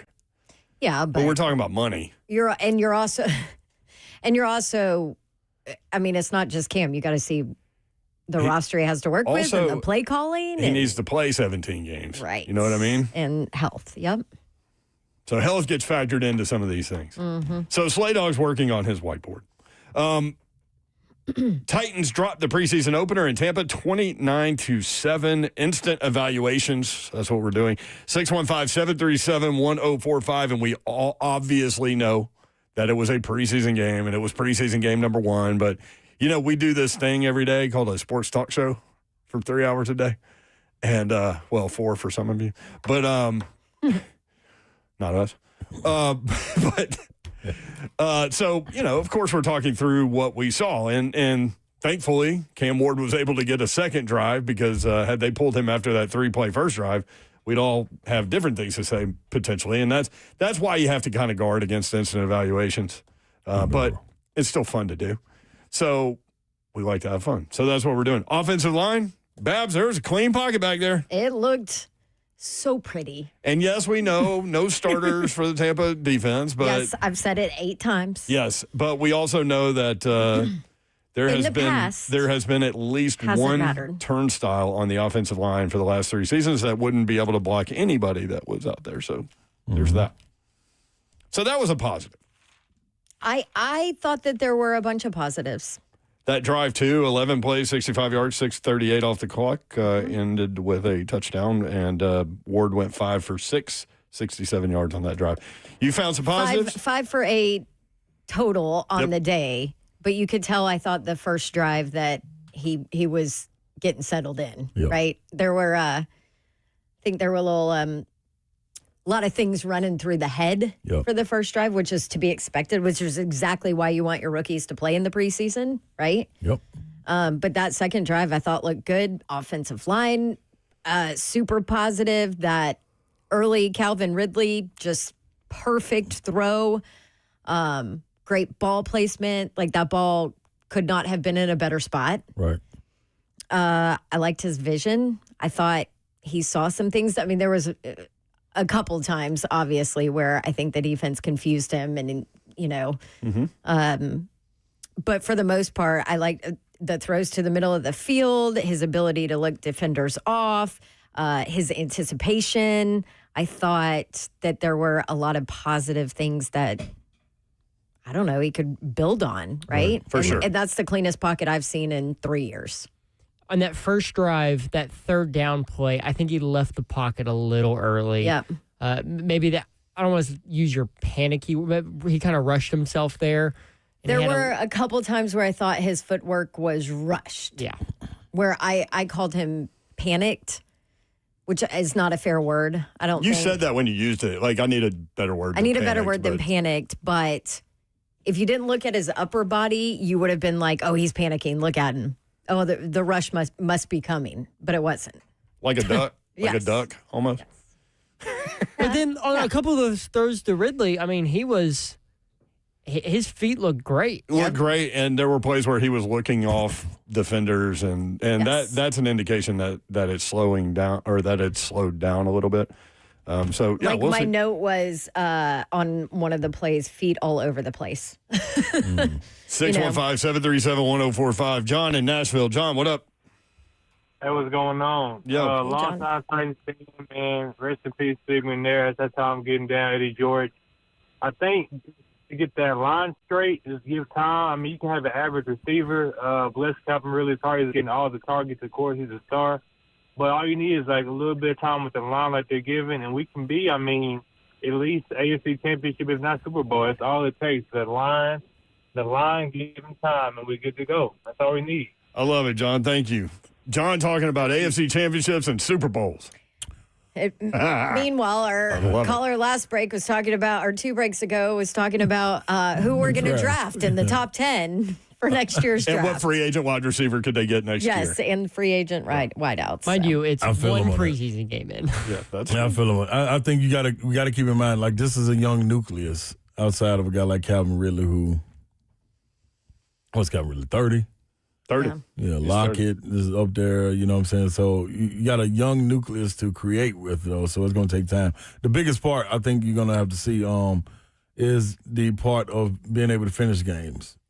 You started, great. That's a good start. That's cool. Defense held you in there, but to continue to go on, how are we going to finish games? That's going to be the big thing. 615-737-1045. Your reaction. We've been talking about it all day, and we will continue to do so. We'd love to hear from you and get your take on Titans preseason game number 1. They are in Atlanta tomorrow. Well, they're in Atlanta now, but joint practice session tomorrow and on Wednesday. The game is on Friday. 615-737-1045.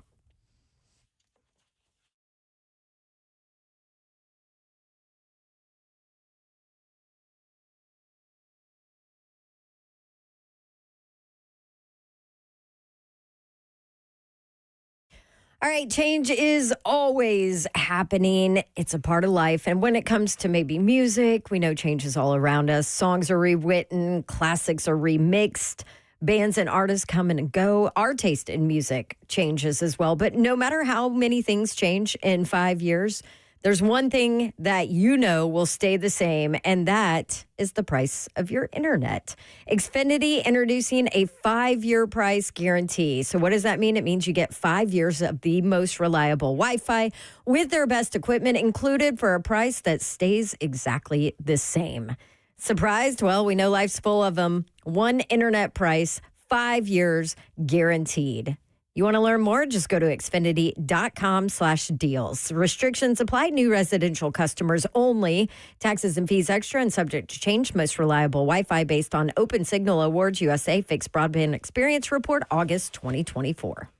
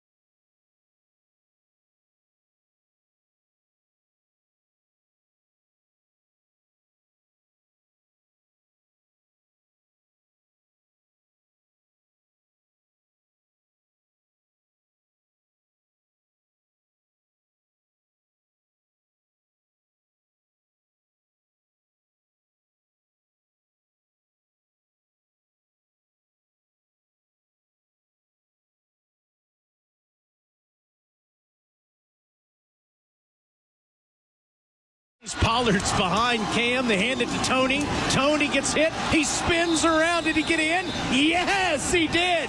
That's a Titans touchdown. I told you that's what I like. Right That's there. what you like. Taylor Z and Coach Mack, Titans Radio. 615-737-1045. Hope y'all had a great weekend. Hope you're having a good Monday.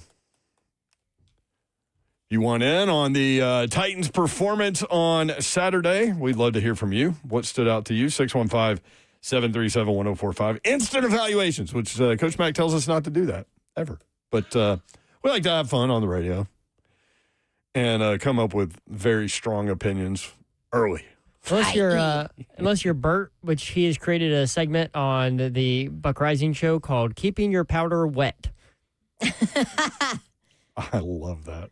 Does Coach Mack know about that? Yes, they introduced it with Coach Mack, and Coach Mack loved the fact that Bert used the word sopping the first time that they did this. Oh. Okay. Sopping? Sopping. He's like, here, I've got something that's sopping for you, Coach Mack. Like sopping up with, okay. Sopping wet. Like with a piece of bread. Sop up the rest of with a biscuit. I can sop your food up. I'm a sopper with sauce. Does this ever happen to you? You wash a comforter and then you like it goes through the cycle or whatever. You open the door and it's just sopping wet. Yeah. Still sopping. Why does that happen? Yeah, because it can't turn over on its own. Is that what it is? It gets so heavy. Yep. Ugh. It just start drying the outside of it, and you got to go back in there. Yeah, I hate it. 615-737-1045. Darrington out east. Darrington, what up? Yeah, man. You know, the truth will set you free, and sometimes we need to be set free. Let's call a spade a spade. You know what, Zeph? I was wrong. I said the Titans should get a D for that game. Damn, they should get an F for that game. To me, it was terrible. Just terrible. You want to? Listen, I ain't gonna give you one of them overreacts. I'm gonna tell you the truth. Listen, you're not going against. If you got your starting wide receiver core out there, please tell me why your number 2 and number 3 receivers are not dominating the number 3 and number 4 cornerbacks out there. Why is that not happening? Calvin really dominated his position. Why can't y'all dominate y'all? Y'all not that good? I'm just wondering. And then if the defense go give up stuff like that, I think if Baker would have played, if I would have scored 6 in the first quarter. I'm just saying. To me, I understand a lot of people like Jeff. I'm not that big high on Big Jeff. I think he's a cool player. He's not all that. I take Michael Parsons in a day, and no problem. So I don't think he makes that much of a difference. Yes, he does, man. He is a difference maker. I don't think he makes that much of a difference with all the holes that Tennessee has on that side. Offensive line, y'all say they got better. They didn't give up a sack. So is that what we selling for? They just didn't give up a sack? No. We did not say that. They dominated their matchup. Pocket. Yeah. Clean pocket. And dominated their matchup. Okay. I give you that, but I want to see the run game when you're going up against backup. I want to see the run game be a little bit more dominant, maybe. But this was you got to think, Darrington. It was the first series you had Van Jefferson who didn't catch and convert to third down, so they came out the field. The second series you had Calvin Ridley. Once they got behind the sticks, it was 3 big pass plays. So it's only so much you can get out of it. Tajay Spears had a run. Tony Pollard had a run at the goal line. Then Tony Pollard scored, but you had Lockett cutting across. They got him down in between the 5-yard line. So it's only so much you can get and see from, like, you're not going to see 10 carries. Yeah, you're not going to see 10 carries and 10 passes. So, yeah. You know what I'm saying? No. But I also, because I like to look at the trenches because I think that the offensive lineman is the most underappreciated position on the field. So I would like to see Latham, now that he's back in his natural position, I would like to go see him go pancake somebody just because he can. Just because he's going up against lesser talent. So then when I know that he's going up against number 1 talent, that it's going to be a battle versus he's battling with number 2 or it's semi-struggle. Hey, Babs, I think that word instead of panic that you was looking for, I think you was looking for the word fluster. I think Cam was flustered with his feet, with his footwork like that. And Slay, at the Hall of Fame, was that post-op? Because if it was, boy, I'm ready to put you in a dance competition Was right that now. who? Was that who? Yeah. What'd you was say? that post out on the new surgery when you went to Hall of Fame? Oh, yeah. I seen the pictures and the videos. I was 3 weeks out. I was 3 weeks out, man. I was 3 weeks out from now. Boy, if you want to come do a heel toe out here in the hood, just let me know, man. We're going to get this set up real quick. Hey, man, y'all have a good one. Hey, free Shador. Y'all have a good one. Darrington worked a lot into that. I love Darrington, but that was a little dramatic on all accounts. Yeah. You're talking about 2 offensive drives, which I think the first drive you just got to scrap because it's your rookie quarterback's first drive. The man finished 5 of 6 after the 0-2 start. Right. 5 of 6 for 67 yards and a touchdown drive. Yeah. Flustered's too strong. And also, I know they're second stringers, but it's not like they're high school players or something. They're still NFL talent. They're pros who are trying to prove something. They will be on their team. The other part is you're not going to necessarily see a pancake on 3 runs, depending on like which direction the run is going. I thought Latham was great, man. I did too. Yeah. I thought Skoronski coming around was really good in clearing up pockets. Pulling like you. It's so much more, man. I thought Dan Moore held his own. It's you got to take it for what it's worth and understand that. To me, this is my opinion. The preseason games are an evaluation period of what you're trying to see, what you're trying to get accomplished. Are you trying to see rhythm, which I thought you saw? Are you trying to see what guys will look like in certain situations? Do you want third down to come up? I thought they performed great during the third downs with Lockett coming across and extend the play. I thought Van Jefferson, that was just a great defensive play on that first drive when they knocked it down in front of him. But it's I don't know how much you can take negative from that second drive. The first, it was a little stalemate. But other than that, I mean, that's the game of football. They held, you went down, you kicked the ball to them. You held them to 3. You got the ball back. You scored. With a young team that's rebuilt, I don't know what else you kind of looking for. 615-737-1045. Gator Mike next up on 3HL. Mike, what up? Hey, what's going on? Happy Monday. Happy Monday, brother. What up, Gator Mike? First off, I love Ron talking about basketball, but I love Ron talking Florida players in football even more. Van Jefferson, earlier y'all talking about Conor DK doing his good blocking down the field. Ron, I know you like the Gators. I appreciate that. You do understand that there are more college football teams than one, right? I do, Brett, but, the Gators were down for so long. Even Billy Napier's career got off the rough Everybody feels so bad for y'all. Right. Yeah, right. Hey, did you all hear Buck today? And Bert chimed in about the long-winded 3HO callers, and they were specifically talking about who's our couple that calls from Lisa yes. So they were talking about them. Of course, I get a little long-winded sometimes, but I'm like, just because you all like to own the airwaves, at least you all let your callers interact. I mean, there's a fine line. Sometimes we let it go over the line. And by we, she means me. Yeah. Right. And then Dawn, I thought I'd get a shout out from you on the did you all like my Gruden box thing I kind of got from University of Florida people? Yeah, must be nice. Where's ours? Well, I don't know your Auburn people. We know Ron gets plenty from UT. You ain't got to say nothing about Ron. That is true. true. I don't get anything, man. I'm scavenging the earth out here. Yeah. I know I'll see what I can do. I'll just see what I can do for you, Dawn. Maybe I'll get you some Florida I'm just kidding. I don't want any of that stuff. I don't want any Florida gear. Stuff. Thank you, Gator Mike. All right, y'all have a good one. By the way, people say on the Zone TV deal that your shirt looks like Tennessee orange. I know it's not. It's very Georgia red. What I'm looking at, it don't even look like Tennessee orange. Tennessee orange is like brighter than that. A lot. Yeah, it totally almost agree looks with Auburn orange. Yeah, that's what. Yeah, that's what it look like in real life too. Yeah. Sitting in here, that looks red to me. Yeah, I could see that, but it's I have trouble with colors. It's very red. It looks way different on the chat. Let's go to Mike in Old Hickory. Mike, what's up today?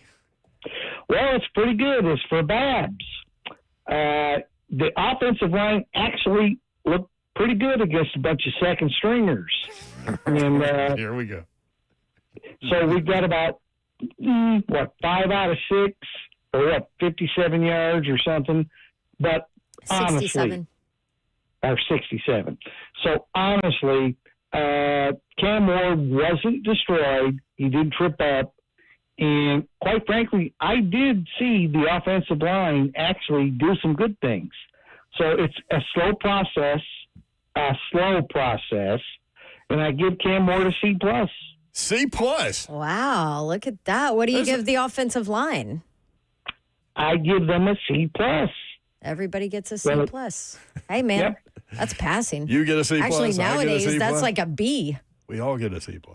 But we're going to see with Atlanta. We got the second and then the third, preseason. But right now, my hopes are actually growing, Babs. Wow, Mike. Look at you. Look at you. I'm so proud. So proud of you, Mike. This is a huge step for you. I feel like we're growing, Mike. This is great, Mike. You know what? You're growing with us like that offensive line. Well, like I said, it's much better than the last 2 or 3 years. Yeah. I do agree with that. Not that was hard, but yeah. That's Here's one thing that I want to kind of throw in is that Tony Pollard, though, is going to have to carry 20 to 30% more this season to make Cam Ward look good, because we just don't have a backup quarterback anymore. Oh, no. So we've got to protect Cam. So the running game has got to do better behind that offensive line. All right, Mike. Thank you, brother. Appreciate Feel it. good about it. That was, you know what? That was probably Mike's best call ever to 3HL. Ever. C+. Let's go. C+, my man. How do you get a B from Mike? C+ for Cam Ward. That's still his notes, I guess. That's the only way. I mean, still a grade book. It was only 2 drives. Now, what else did he say toward the end? He said the only way Cam Ward's going to be good is if Pollard carries the ball 20 to 30% more than he did last year. Yeah. Like, I mean, he's going to carry the ball 90%, 95%. Mm-hmm. He carried it like 65, 70 last year, didn't he? No. It had to be around that number. Listen, I was expecting it to be absolute Cam Ward hate. Daryl in the borough. A comes before C, Mike. 615-737-1045. Oh, Rich in Nashville. Rich, what's up? Hey, guys. Been in Nashville for about 26 years. So casual Titans fan. I'm a lifelong Buccaneer fan. That'll never change. So interested in the game. Got a good buddy who's a huge Cam Ward fan. So I was looking at it to look at our second and third stringers. We would expect Calvin Ridley to do what he did against our literally second and third stringers. Cam Ward is what you want. He passes the eye test. When the passes were there, he made them. And so that's what you're looking for in a preseason game. He had one mistake. He's smart enough to learn from it. Should have been a pick, but it didn't. He dropped it. But I don't know how anybody can't be excited about having a true quarterback that looks like he's going to be the real deal, not only from a capability perspective, but a leadership perspective. So on the offensive side of the ball, that's the biggest thing. I mean, take a look at the Bucs with Tom Brady, and then we had to get Baker. But you've got a potential quarterback. He's got to make it happen. But that's a guy that's going to be driven to make sure he does everything he can to be one of the top quarterbacks in the league. And I think he loves it. That's my personal opinion. I think he loves it that all the attention is on Shador. So he's going to see, I don't even have to tell you. I'm going to let my play do it, and we're going to be awesome. I think if I'm a Titans fan, where I'm really concerned is on my backups past the first two defensive tackles. Oh, there's no depth at any position, Rich. I mean, it's tough. Maybe a safety. Right. I think this defense is going to struggle. Yeah. Big time. Right, who ate you up. Who ate you up literally was 5th in camp. Oof. So that was our 5th running back that ate you up. So be excited for Cam, but that defense needs some help. Thank you, Rich. Appreciate it. Yeah. I'm going to say this, too. I think, just like you saying, like, that's your second and thirds. I don't know how far it goes down, fourth, fifth, whatever it is. Like, those. That's for the corner store. The guys. Yeah, absolutely. Well done, Bav. Absolutely. That was my kind of comment right there. Absolutely. Like, these guys are. These guys are. we talk about Cam and them playing the second drive, and that's it, just because the first one got stalled out. Well, the defense, outside of L'Jarius Sneed and the other guys, Big Jeff, so forth and so on, they only play one series too. You know what I'm saying? That make sure that's understood as well. Like, I think we're really understanding how important Cody Barton is. Too. Yeah, that too, I mean? And to have all these guys, like the depth, I totally agree with him. The depth, and another shout out I want to give to Denard Wilson defense too, because we've seen it the last 3 weeks.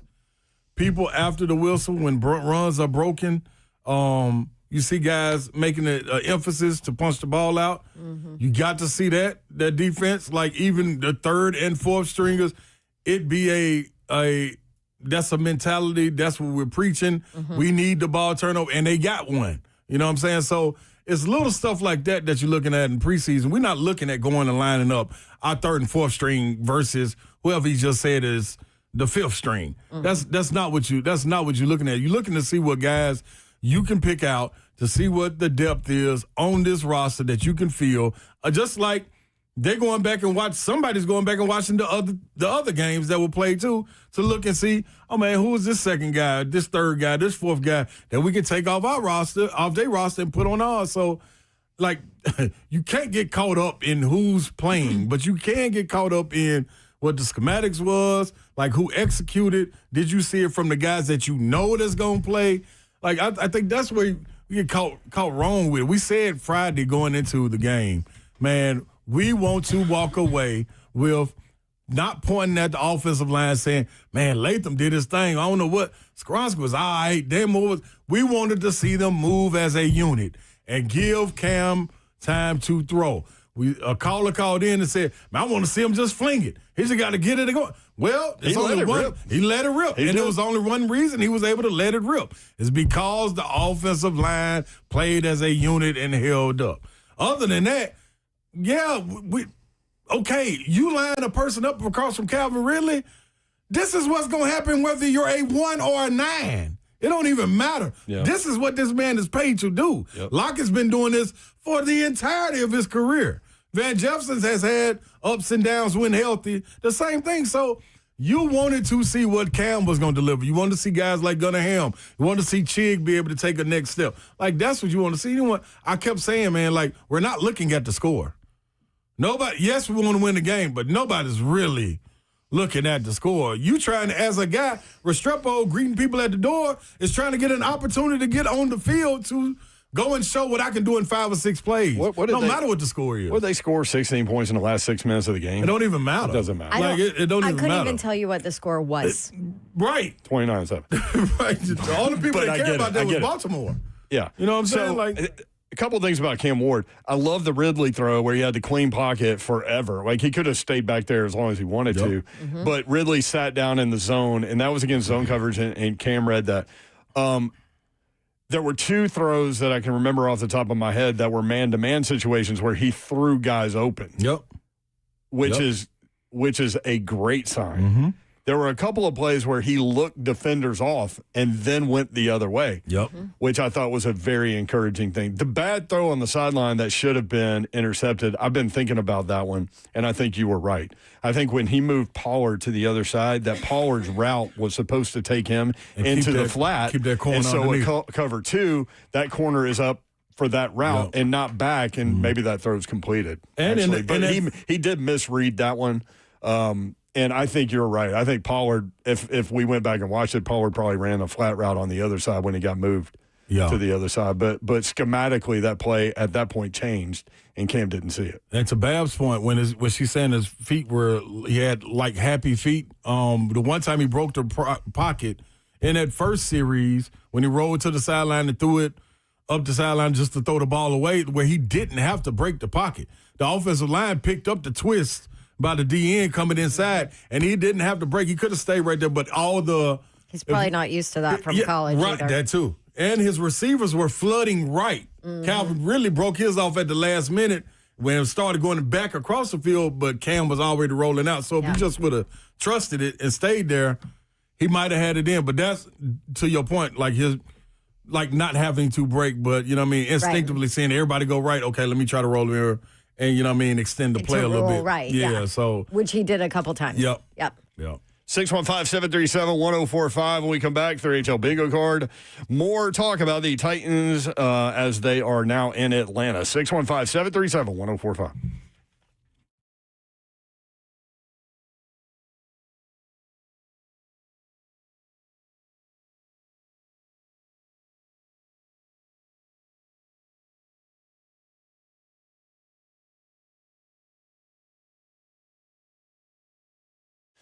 Got to Dodge Chrysler Jeep Ram. That's where you need to go to get that next new vehicle. If you've been thinking about it for a while, now is the time to get involved in the process. And if you're going dealership to dealership, make sure you include Gupton in that process.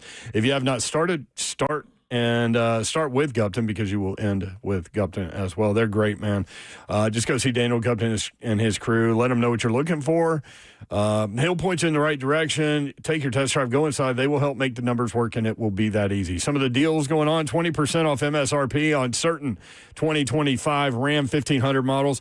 2024 Ram heavy-duty trucks over $10,000 off. 2025 Jeep Wranglers over $5,000 off. Huge selection of pre-owned inventory with competitive market pricing, finance approval for anyone, any credit situation, they can get you approved. Check them out online. GuptonMotors.com is the website. All the dealership information is there, all the inventory, all the deals that I just mentioned right there. GuptonMotors.com. 3450 Tom Austin Highway in beautiful Springfield, Tennessee, about 30 minutes from downtown Nashville. That's Gupton Dodge Chrysler Jeep Ram. Get over to Brentwood Jewelry. That is BrentwoodJewelry.com on your handheld devices. Type that in. You can go through their entire selection and see exactly what you're looking for. And what you're going to see, well, that's exceptional style and exceptional deals every single day. It's happened for over 50 years. BrentwoodJewelry.com. 7012 Church Street East, located in the heart of Brentwood, just off Franklin Road. They have been helping the community for years. Why would they stop now? Let them dive in. It is a family-owned and operated business spanning 3 generations. So the Mama Lee family dedicated to giving back. In a time that is imperative to support local, that's what they're asking. Shop Brentwood Jewelry, and they always return it back. Engagements, watches, heirlooms, whatever you're trying to get shined up. You want to get a watch fixed, well, bring it on in. They got people over there that can get it done, experts in fixing watches. I got to take one by there. Matter of fact, get a battery put in it. But you can also get engagement rings and things of like that nature there, too. Help you make the process easy. BrentwoodJewelry.com is where you need to head to. Is BrentwoodJewelry.com.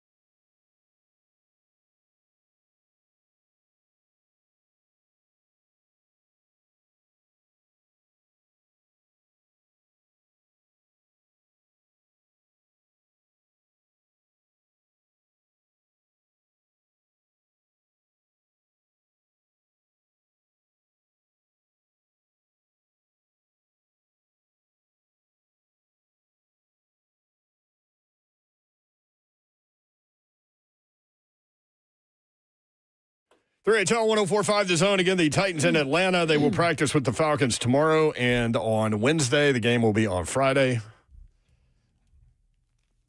And this will be the last Saturday without college football for a while. Whoop, whoop. How about that? 3HL bingo card.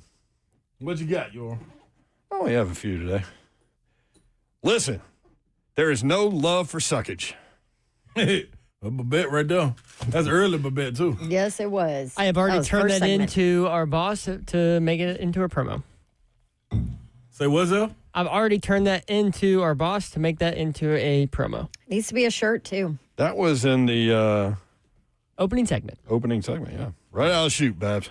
She was all ready to go. Babs, we need some edge. We need some edge. That's me. Yep. Not the hair. Yeah, not the hell. Not no edge control. We need real edge. Not the little baby hairs laying down under that. A real edge. Little baby hairs. Yeah, them little baby hairs lay down. They try to put that little edge brush on there, Yor. I done seen it. Where's my chair? Oh, I'm in my chair. Yeah. Yep. That was real. That was. Somebody said, Bab's shirt does not look UT orange, but Slay's chair looks UT orange. That is because it is. Yes. There you go. That is Pantone Good job, 151. people. Because it is an actual UT chair. That's right. And my little Somebody pocket send piece. it to you? Somebody did send me this. Left it downstairs for me. Man. Hey, speaking of the Vols, former Vol just got signed by the Rams. Colin Castles, tight end. Good for him. Zeph gonna be. That's one thing Zeph gonna do. That's good. Hey, now what is the fourth string running back from 7 years ago doing with his life, Zeph? He was a starter. He's a starter. I said he was a starter at Tennessee. Colin Castles. Yes, he was. Yeah. Good job, Zeph.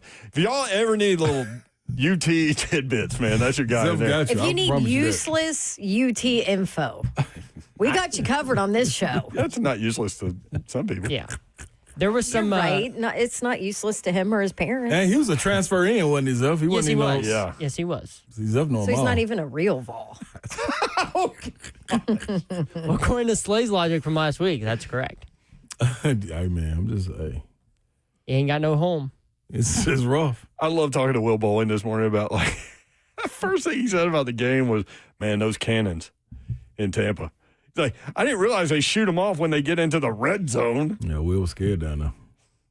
Be cool. That's a little aggressive. Be cool down there, Willie. Right? It was very annoying. You should earn the cannon shot. I mean, it takes more than the red zone, doesn't it? There's a bunch of college teams that have them, and I hate them. Do they? Yes. They drive me nuts. Cannons. Texas Tech. I think West Virginia has it. They have a Mountain definite. Men. Yeah, Mountaineers. They have a definite musket or something. A musket.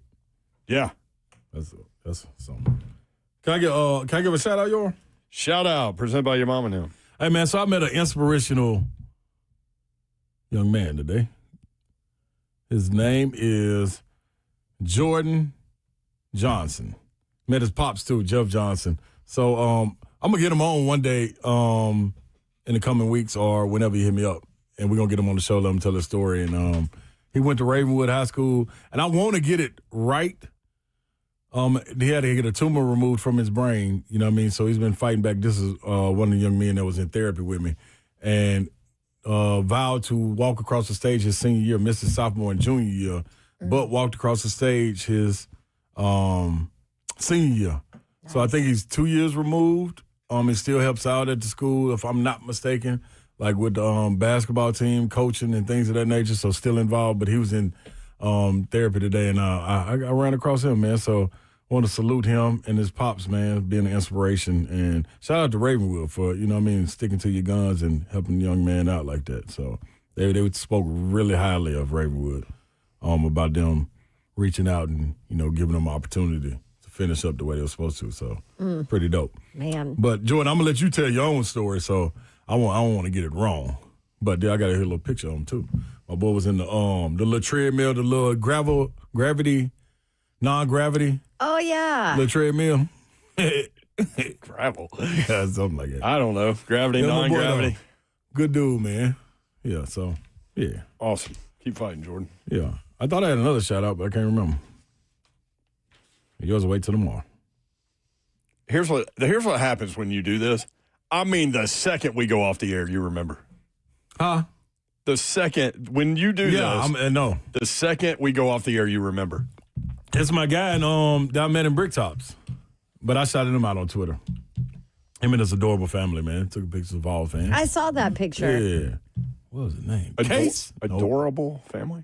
Yeah. His wife and his little girl with him. Oh, yeah.